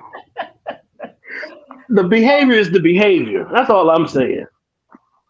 All right, there it is. Behavior is the behavior. This comment right here. Right, go ahead, Wayne. Appropriation of the hot tub, Tony. Comment. I think misappropriation of funds is going on everywhere. I agree with you. I think HBCUs are under such a microscope because they already ain't got no resources like that. Speak, Kowacie, speak. Because me and Tony had a 4-hour argument on the phone about this same thing. Tell it, speak. I'm gonna sit back and listen now. Go ahead. Yeah, so you're stealing from a smaller pot. So it's gonna be more noticeable than that bigger pot. But don't get it misconstrued. Misappropriation is happening at the PWI level as well. It's more, like I said, it's just more magnified on HBCU because I already ain't nothing there. Which what I'm saying is, like with Deion, who's brought the spotlight to it, like Hot Tub says, don't put the spotlight on it and then leave it. Keep the heat on them. And then once you keep the heat on them and we can pinpoint who's doing it and where it's coming from, I think that's how you solve the issue. You don't solve the issue by saying somebody over there stealing, man. I don't know who's doing it, Y'all find out about it, but I'm gonna leave. But you right there in the house, you can find out who it is before I can. Mm-hmm. So I agree with everything about the funds and all of that stuff. Like if the football team makes all the money, then you split it up between the baseball, the basketball. That ain't right, in my opinion. It ain't right. But that's where we got to start at, right? Because the resources is already lacking. So let's start there, and then eventually let's work our way up to, hey, we don't gave you this out of our budget for XYZ amount of years. Now it's time for y'all to start getting your own funds. And we keep everything we bring in, but it has to start somewhere. And I don't think abandoning is going to change it. Like him leaving, you brought the spotlight, but that ain't going to change it. You said you got to help change this. Okay? The level of the playing field. Those issues, the misappropriation, all of that was there before he got there. Like he always talk about, I did my research on this, research on that. Well, did you do your research on all of this misappropriation of funds and how they're allotted and all of that before you came? Like, why are you acting like this is a surprise?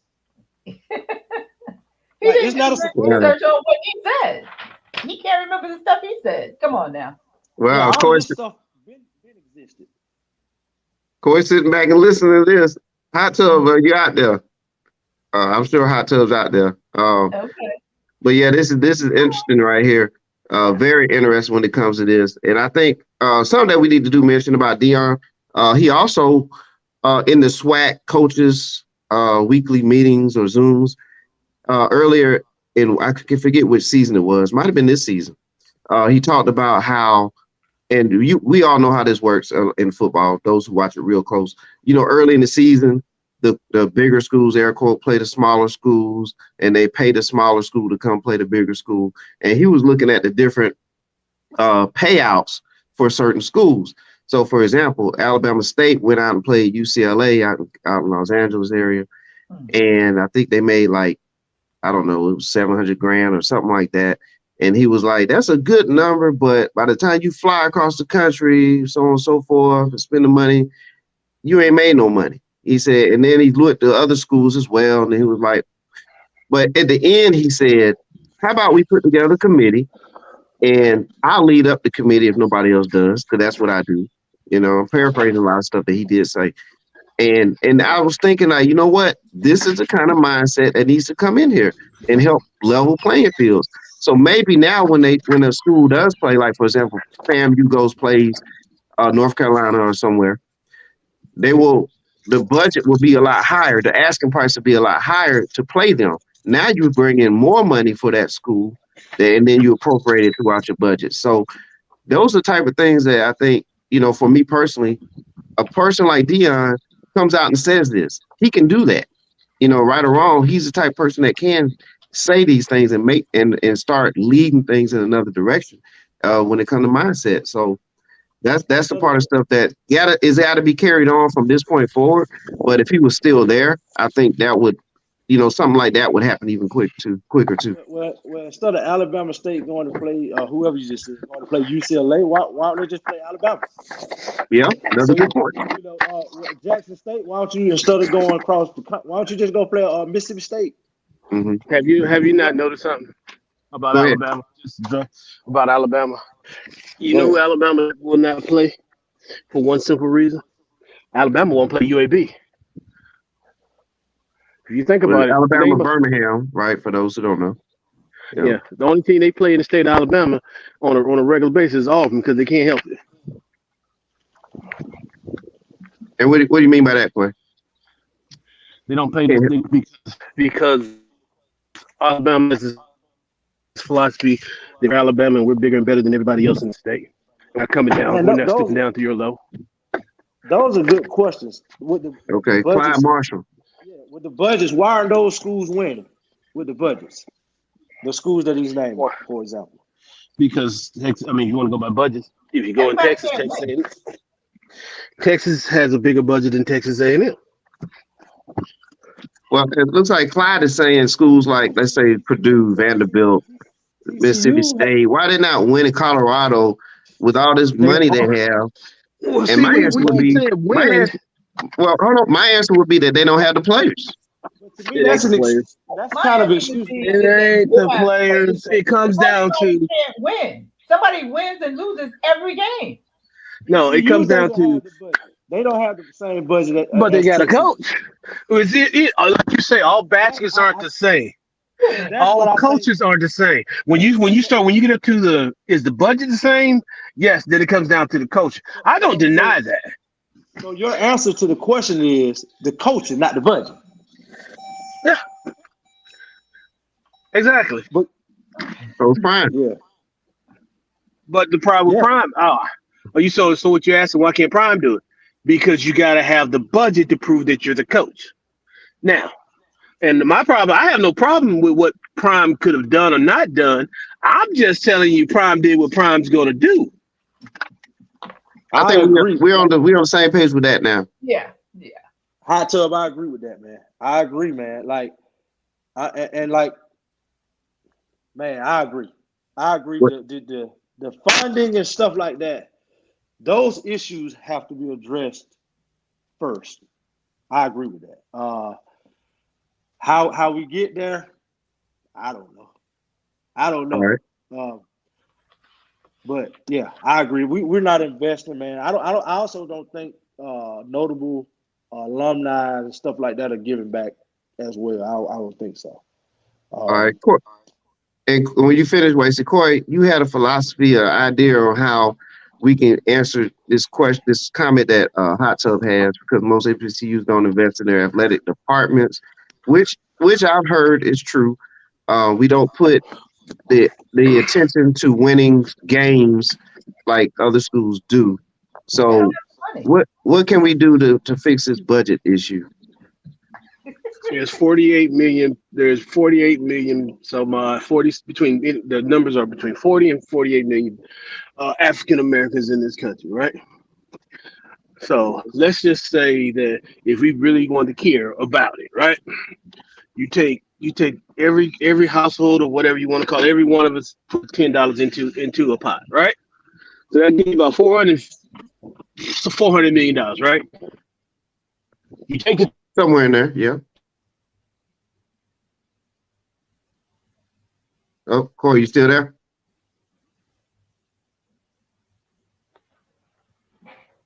Corey. Those athletic programs, and then you quote unquote can start building those facilities, stadiums, and all the other things. But on the same terms, you're gonna have to have a mindset as far as the broader universities that they're gonna actually do what they're supposed to do with the money. Most HBCUs, when these guys go take these money games and these kids become battering rams in blood sports, that money don't go back to that money goes back to the general fund of the school, and not those kids that went out there and sacrificed their bodies so that the money can go back to the university. So even when Deion said that $700,000 or whatever, the majority of the money don't go back to them kids that are getting tapped upside their head. So, right. Because the dynamics, and in most cases at these universities, it's different than say these football schools. You can't tell me it's quicker. More people know Nick Saban than the president of the University of Alabama, right? But if you flip the table, I guarantee you it's not the same at most HBCUs. The president is king. Now getting to my guy talking about the budgets, yeah, but when you're saying they have budgets, but compare them to their peers, and we're under the understanding that TCU is an anomaly, and even with that being said, TCU is yet to prove that they can win a national championship with all the stuff going on. So, and it's once you get the money, then you start trying to find the right fit. That's why but see, the difference in the budget is TCU is not, and TCU has oil money backing it. TCU can think about firing a coach and let him go, because guess what? I can fire this coach and pay him $5-6 million to get the hell on and go hire another guy with that same budget. Okay. Yeah. And Corey, you made a good point there. Oh, go ahead, finish out that. I was gonna make some. I was gonna make a comment on Oh the no, good I'm point that good you because made. I'm about to break up because I'm gonna pop through a bad sale. Go ahead. Okay, I'll do that while you getting through that treacherous land. Uh, you mentioned a good point about TCU having oil money or something along those lines, and it just got me to thinking that that means that TCU has something that that TCU developed, or however you want to look at it, that they created their wealth. And what you just mentioned about us putting money together, creating that wealth, which can then lead to the foundation of creating something for our own, if you will. And then that way, long term, you build something. Like, we may not be around to see it, but if we build something now to where we invest in the HBCU brand, and we're talking about this from a sports aspect, but just imagine if we all invest in it now. And I may not be here for another 70, 80 years, but if I am, I'll be able to see it. But one day, this could be like the big brand. It could be one day that people are like, man, I never knew that HBCUs were this far down. Like, all I know is HBCU teams are the best in the country and got all the best players and things like that. So it takes us to invest in our own sacrifice and start, building from the ground up and make it a viable product for the next generation or the next 2-3 generations from now. Like, for example, the Chicago Bears, $100 by the Hallis family or whatever. They invested that in the Bears. The Bears are worth billions now. You know what I'm saying? And so we gotta think more along those lines. And that goes back to part of why I was thinking, like, why Deion left. Is like, yeah, you left for $5 million a year, but to Colorado, that ain't nothing. You know what I'm saying? But for the that's a drop in the bucket, because that $5 million they couldn't use. Well, I don't that know, five, because AD got on TV and said they also don't have the money yet. They're gonna pay him when they get it. yeah, but that leads to my point, Wacy, is that they know that if we invest this $5 million in Deion, we're gonna make that tenfold. You see what I'm saying? We ain't investing in nothing. This is how this Deion Sanders Well, go. It goes that your top five alumni that's boosted your team came in and said, "All right, we gonna pay this last coach off. We want him, and you're gonna go pay him, yeah, and we're gonna go give you the money. right, Because if they could get right, Prime, they wouldn't get that money." right. But that's what I'm saying, is that they have their foundation, they have their HBCU resources, don't have. and we're not, and we Yeah, have to look like we got to look further than just. I'm using Deion as an example. Leaving for that $5 but million, yeah, that help you, all right, but I got you. but I hear what you're saying. I hear what I'm not finished yet, Coy. 1 second. But the bigger picture is what he's worth is more than just that $5 million a year to the HBCU program and the landscape, and it's going to be worth more than that down the line. If we continue to get bought out on stuff, we always going to be looking that we got to go here for it to be the land of milk and honey, versus let's create our own land of milk and honey, where now you can pay the coaches whatever you want to pay them and things like that. That's what we got to get to. Oh, I Go don't ahead. disagree. Their ice is not cold. Back to you, Coy. Their ice is not cold. I totally agree with that. Their ice is not cold. I totally agree with you with that.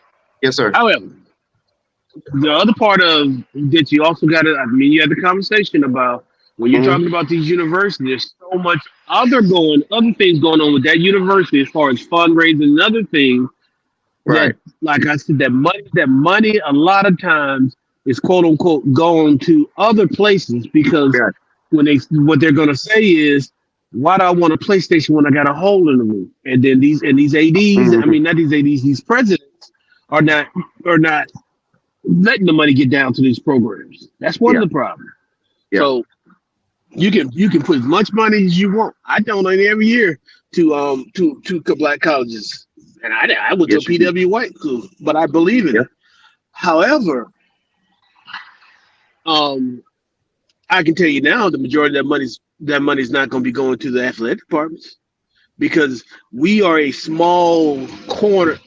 Sometimes when we get into looking at things, you have to look at it from your perspective. In that sometimes you are a small microcosm. The majority of everybody's not always going to be a sports person. The majority of the person's not always going to be into your niche category. So the majority of those Right. people at those black colleges that run these colleges that give a damn about these colleges, athletics is gonna be it's gonna be way down on the totem pole. So they're gonna be like, because you gotta remember, for all of us that love sports, there's a whole group of people that's like, it's stupid, it's just a game, blah blah blah blah. Right. But Right. realistically, it's just much a game as you reading a book or whatever. Because if you buy a book, it generates income. You watch a sports event, it generates income. So whatever way it does it, whether it's leisure money, whatever money, it makes more money than it gives people jobs. So therefore, it's something to take a serious thought about. So anyway, just my Yes, sir. opinion. No, very good. Very good take. Lacy, I'm gonna let you throw some things in here in a minute. Let's get some comments in because they're just rolling through. Clyde, we thank you, Clyde Marshall. His comments about TCU. They have 1 5-star player. The remaining are 1, 2, 3, 4. Yet they shall. JSU, Jackson State University, has 1, 2, 3-star players. That's a comment there. Hot Tub is back in here about the misappropriation of funds. He said more treacherous. Let's see, I hope that's out there. Hot Tub. Get it up there in a minute. But there's a lot of comments going back and forth. I'll make sure that they're out here. Ken Williams, how dare do people think white folks don't misappropriate funds? That's laughable. So that they're in here making these comments. So if you all can see that, feel free to throw some comments in there on that. Lacy, I'm gonna hand the mic over to you for a minute. Well, I'm a little confused because we seem like we've gotten a little further afield than I was prepared to go.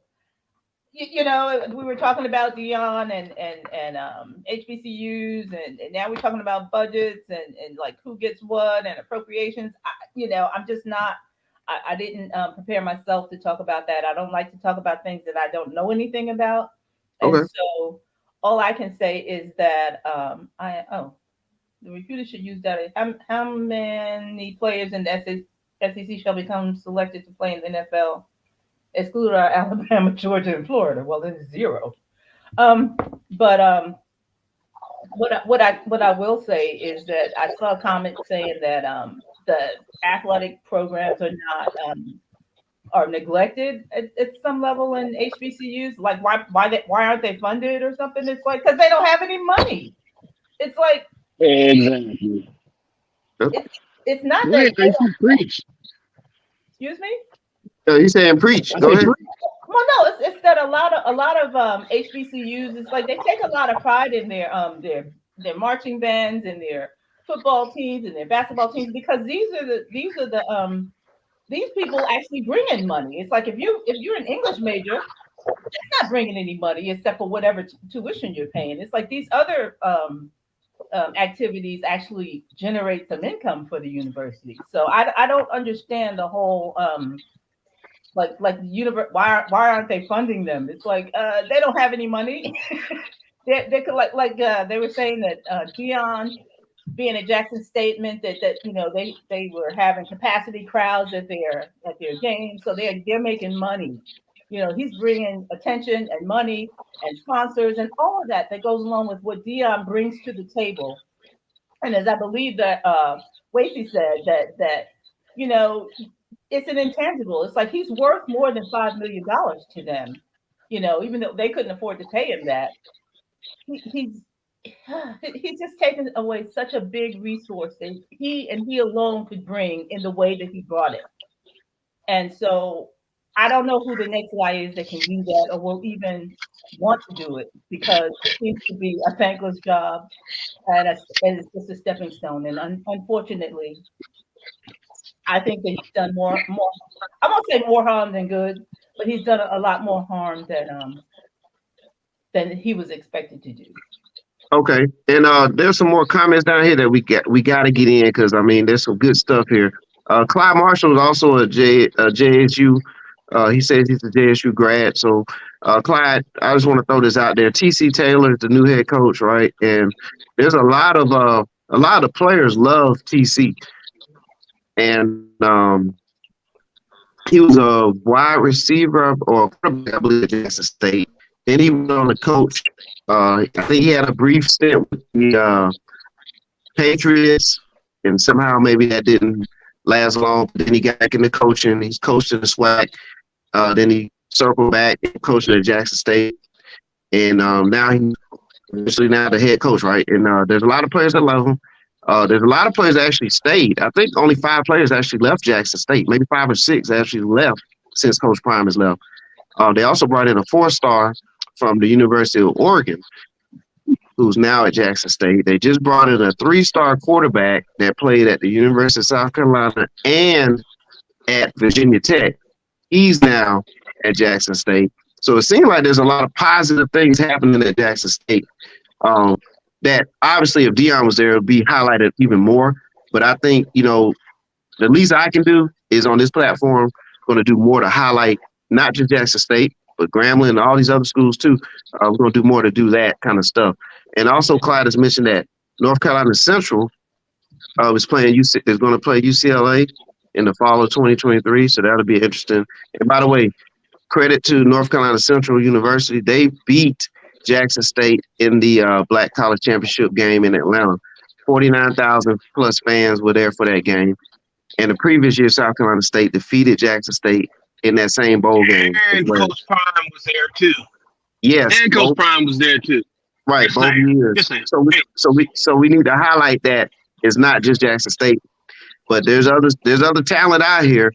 And I think the eyes were drawn in to see what's going on. But while you're there, now you can see other talent that is there as well. So another good stuff. All About Motivation has a comment. You all can read it for me right there, Lacy, Coy, and give me your thoughts on that. All the criticizing crime. This is from All About Martavian. All the people that are criticizing crime, why don't these same people come together and raise funds for HBCUs and do what they wanted crime to do? Okay, because why don't these same people come together and raise funds for, he must be talking about celebrities or television personalities to come together and raise funds for HBCUs and do what they wanted crime to do. Well, Prime's the only one that can do exactly what he did. He has a very unique niche in all of this. His role is very specific, and his talents are hard to replicate. I don't know offhand anybody that brings the same type of energy to the table as Deion. There's just something about him that's quite electrifying, and he's unique and special, and he's taken those talents to Colorado, unfortunately. But as far as raising funds for HBCUs, it's like that was actually one of my kind of pet peeves about fundraising and things for HBCUs, because everybody seems to want to give to Morehouse and Spelman and Howard, but there are places like Fort Valley. Hold on. No. If they want to give to, because Howard, Spelman, and Morehouse have done the work to get these people to donate to them. No. Don't get it twisted. Those 3 universities have done a lot. When you're talking, first of all, you're talking about 40 to 50, and you throw Mahari in there, which is another one they donate to. You're talking about 40% of all Black doctors in this country comes from those schools you mentioned, and about another 10 to 20% of engineers. So they deserve the money they get. We got to find more money. We just can't start blaming people for giving money to certain places. I'm not just speaking like I have never heard of these places. I promise you, I had a nephew that went to Morehouse, and Morehouse is very expensive. And a lot of people that go to Morehouse are not necessarily hurting for money. All these doctors and lawyers and stuff that graduate from Morehouse, their kids go there. So when somebody makes the beautiful donation of paying for the entire graduating class of 2016 or whatever, like you're paying for the most part for people who could afford it. Well, Lacy, and just hear Lacy, me out. Places like Fort Valley are full of the kids who for whatever reason they want to stay local. They I don't know if they can't get into other universities or their parents are legacies. There's these smaller schools that don't get the money, that don't get the attention, and they're still HBCUs and they're still in need of support. But people overlook them because it's much more glamorous to donate to Morehouse than Fort Valley. I'm just saying that share the love. My argument is program. But my argument's always been there. But why do we have to take away one to give to another? All of them need the money, including Morehouse, including Spelman. I didn't say you have to take away from one to give to the other. I'm talking about people who consider donating and they donate to Morehouse and Spelman and not anybody else. There's so many schools that are more in need than those schools. But the rest of us should donate. Those that donate there, that's where they're doing something. So let's not knock what they're doing, and we find out the rest of them they want to put some money there, put it over in other places. Because what really happens is you explain. What really happens is the money stops. They don't donate it nowhere else. They just stop donating the money altogether. And then if that's the case, you should have just sent it to Morehouse. Coy, but I'm saying like I'm just trying to put it out there for anybody that might be listening that wants to donate. The smaller schools generally need more help than the larger. I agree with you totally. So I totally agree with you. And I'm gonna give y'all an example. And I'm gonna give y'all an example on this topic right here. The point about that. Winston-Salem State University. They have a women's basketball program. The women's basketball coach has recently received money, donated money to her basketball program. And guess what she said the money was used for? She just said it was used for meals during the Christmas break. She said that was valuable to them because paying for these extra meals for the athletes, the student athletes on the basketball team was vital. The nutrition, things like that. And so that got me to thinking like, wow, this thing is deeper than what it really is. There's actually, student athletes that are looking to make sure they get fed properly and things like that. So yeah, I think if we could figure out a way to get the donated funds in and then they get appropriated where it needs to go, something like that, I think it would change the games. And Michael was saying here. Yeah. Oh, Corey. Go ahead, T. No, okay. Michael says 67% give back to HBCU. He's referring to alumni, and he's saying that's a problem. I guess he was saying that number needs to be a lot higher when it comes to alumni. It looks like he said 7%. Yeah. Oh, I'm sorry. He says 7%. My bad. Somebody donate to me so I can get some glasses. All right. But yeah, 7%. And he said that's a problem, and he's right. If that's the accurate number, which I'm gonna go ahead and trust Michael on that. And we thank Michael. And by the way, the subscriptions are coming in, and I thank everybody who's doing that right now. We definitely appreciate that. So please keep subscribing. Please tell a friend to subscribe. Keep help support and help us as well. We thank you for that. Hot tub. And once a month, I'll come on the show to argue with Lacy. I'll tell you that. How about that? I love it. 100%. I'll pay to see that. And if you'll send us some ideas about things you want us to, I will say argue, but talk about. Discuss. How about that? To discuss. But yeah. Wasey's back. Wasey's back. He's in the fold. There's a lot going on here. I mean, man, I you know how it is. All right, Wasey. We can do this every Sunday. I'm good. We appreciate your dedication there, Wasey. Yeah. My apologies, man. No, you're doing great. We appreciate your dedication to the show today. Tyrone will tell you. Okay, so 4-1 tell you I be all over the place. So there's nothing new for him. Hey, Corey be in the woods and he'll be on the show. Lacy's willing to get up extra early and do it. So yeah, we appreciate everybody. Extra early means not before 10 a.m. This was Yeah. All right. So y'all think about Great perspective, man. Talk about man. Great perspective. Yeah. So there's hot tub again, emphasizing that the budgets are not, they're not, isn't going to the school period, is going to the pockets of a few board members.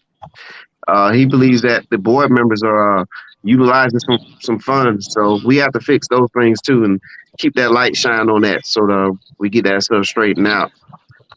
Clyde is a Jackson State alumnus, Kowacie, and he has a lot to say out here, and we definitely appreciate that. Yeah. So there's some things that he's laying out here right here. If y'all can see the comments. Yeah. Lacy, can you read it? Can you read it so that Kowacie can keep moving in his direction? Deion left because of Lamentations 4:18. It reads, "They hunt our steps." And then he says, "Remember, JSU had to take the state of Mississippi to court because the state withheld funding from JSU, ASU, I think that's Alabama State, and MVSU, Mississippi Mississippi Valley. Valley. Mm-hmm. So JSU had to take the state of Mississippi to court. Well, that's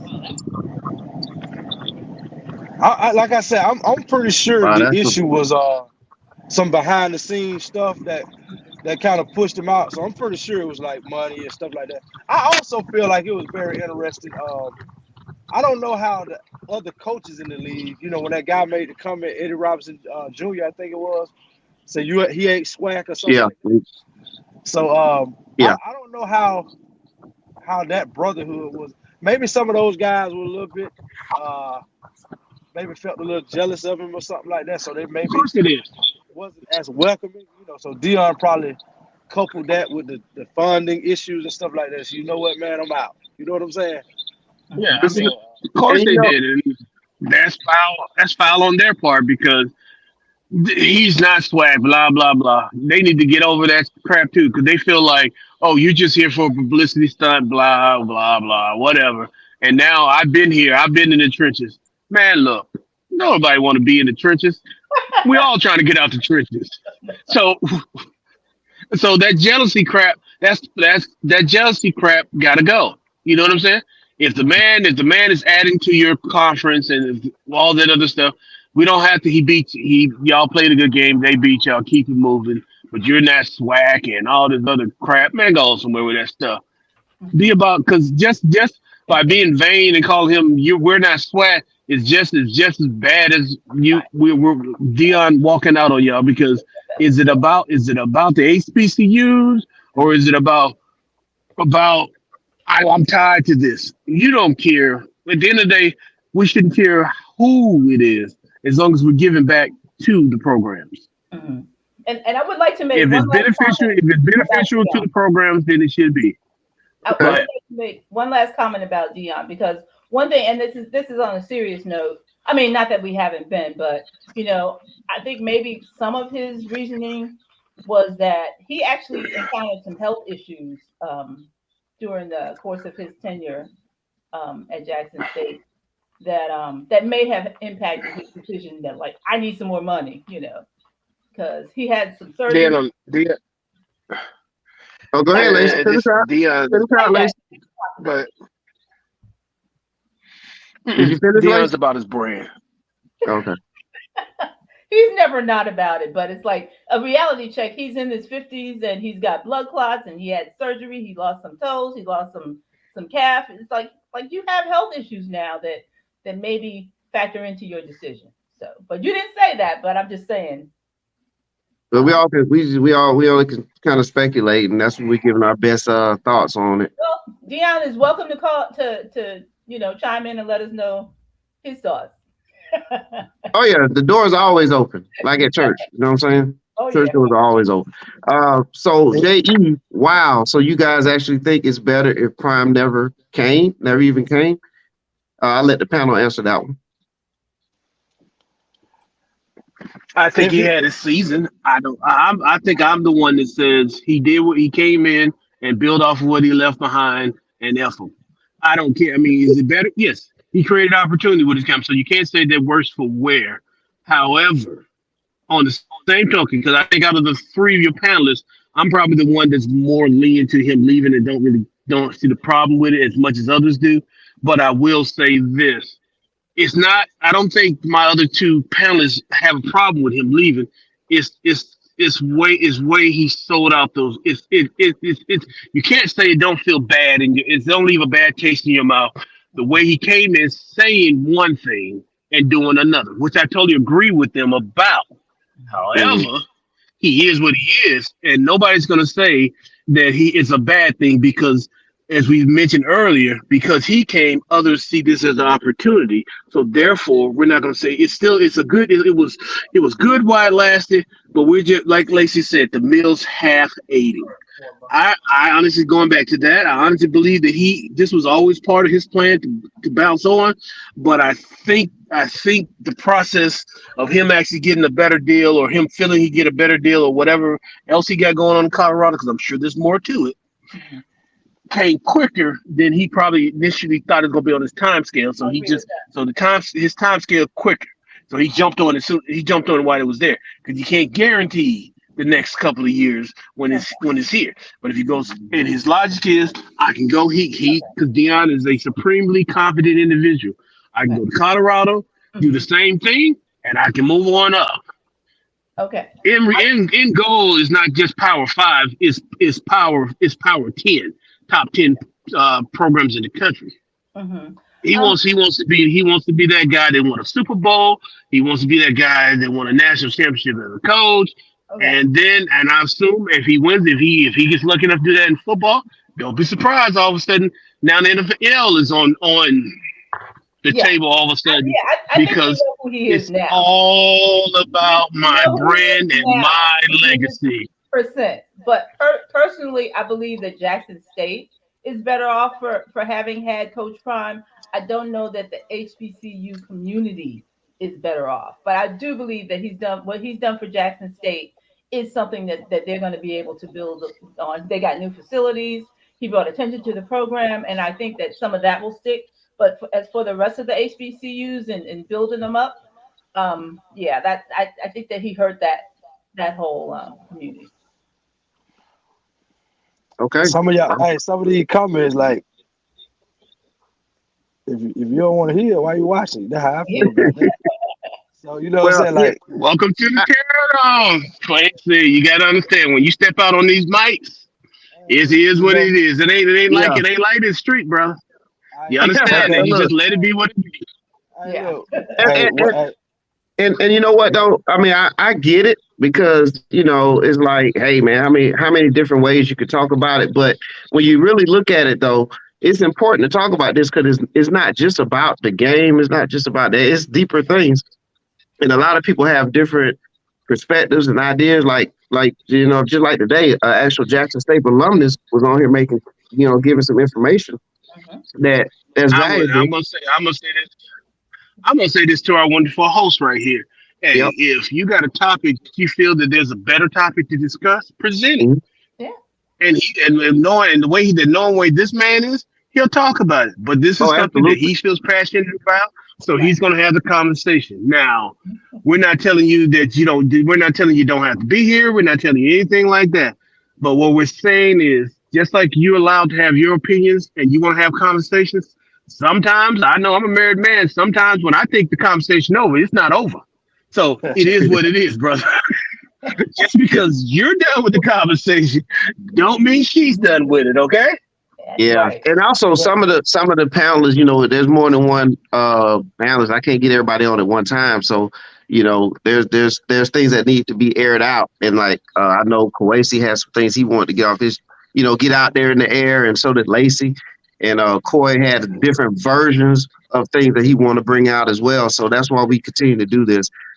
And it's important because, like you say, it's a bigger picture. Wacy, I don't know if you was there. Did you hear about the Winston-Salem State coach, the women's coach, and how there was money donated to her basketball program, and she utilized that money to pay for meals during the Christmas break for her players because they were in need of food. They were in need of good nutrition. And so, like, this thing is deeper than just, Jackson State football or whatever. It's a whole lot of teams and programs that need help. And so we're going to try to figure out a way to either shine a light the best we can, or donate the best way we can, or help with solutions. So, I actually sent something to Snoop Dogg on social media requesting that we get together and put together a plan. I haven't heard back from him, but I did send it out there. And somebody did comment about that, saying, yeah, we should do that. That's a good idea. So, we're going to do the best we can what we got as well. Somebody did put a good question out there that we need to comment on real quick. Why some of the players go with Coach Prime? because I'll speak from a player's perspective. You're going to follow your coach. Right. If you have success under a coach, that's why the transfer rule was in place. If you're going to have success under coach and his system works good for you, the odds are you're more apt to follow that coach because it's going to be a better fit for you, and that's what he did. That's why. I want to answer the question about do we think he should have never came or something like that? What was up at first? Yeah.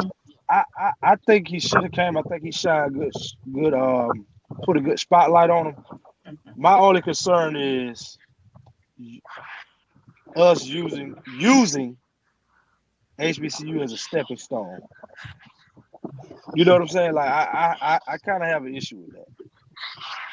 Kind of have an issue.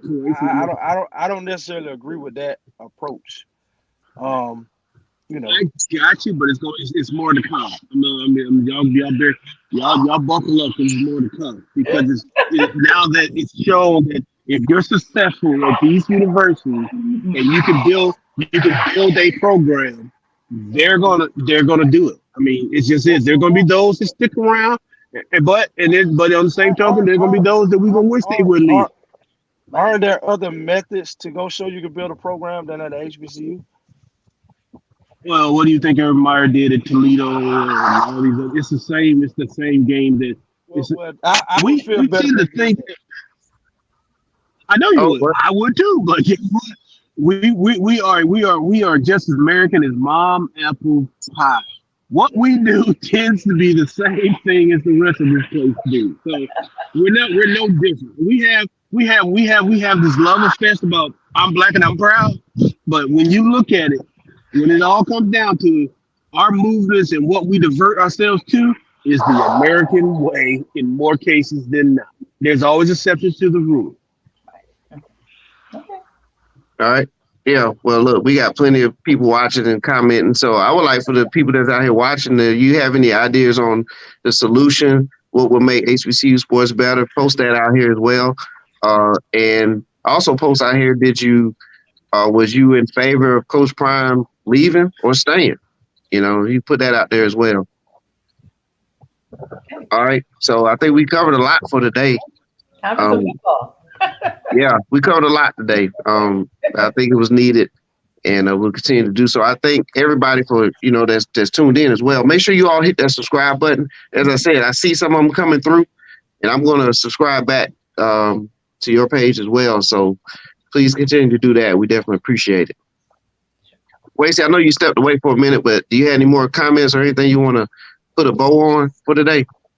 Nah, man, I think we're good, man. I think it was good dialogue, man. Good, good perspective and all of that. Yep. All right, what about you, Lacy? Hey, Deion, go ahead, Wacy.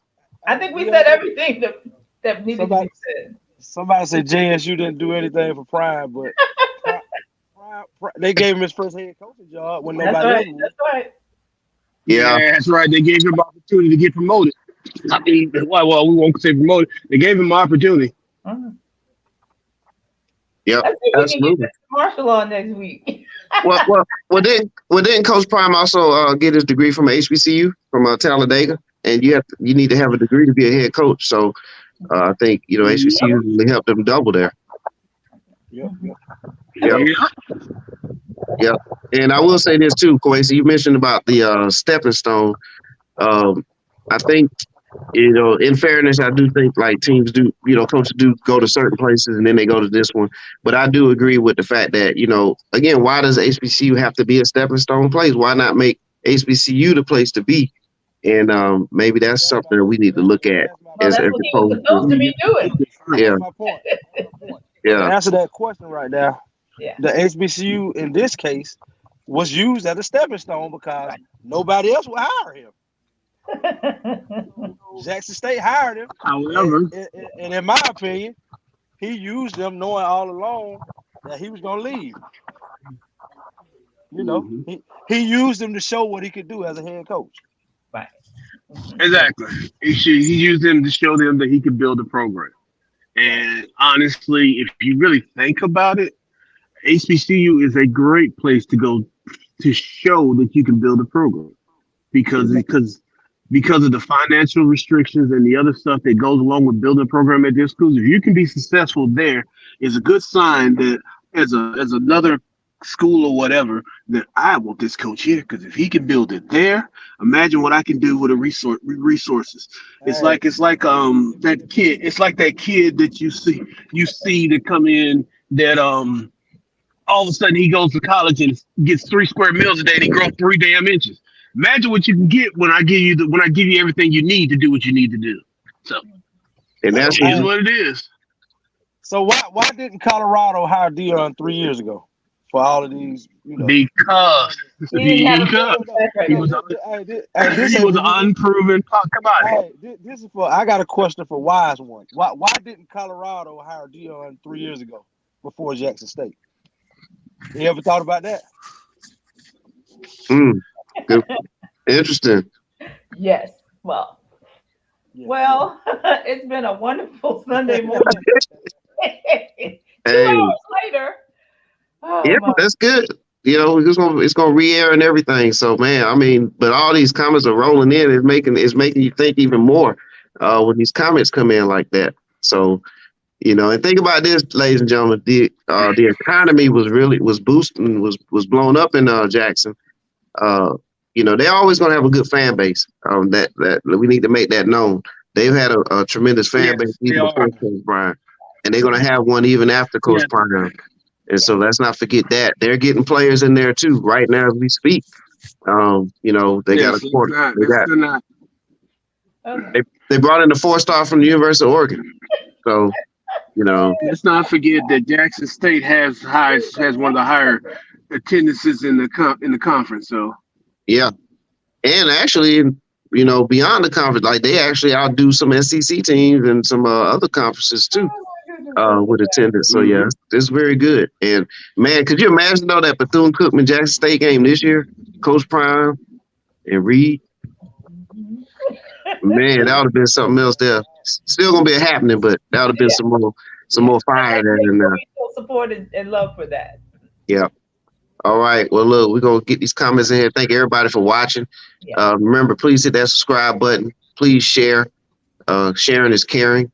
And it definitely helps us out, and we'll get some more content out here. Okay. We'll continue to talk in the chat. All right. All right. So we're out of here for the day. We thank everybody, but we'll continue this over there in the comment section of the YouTube page. All right. For Lacy, Kowacie, we out.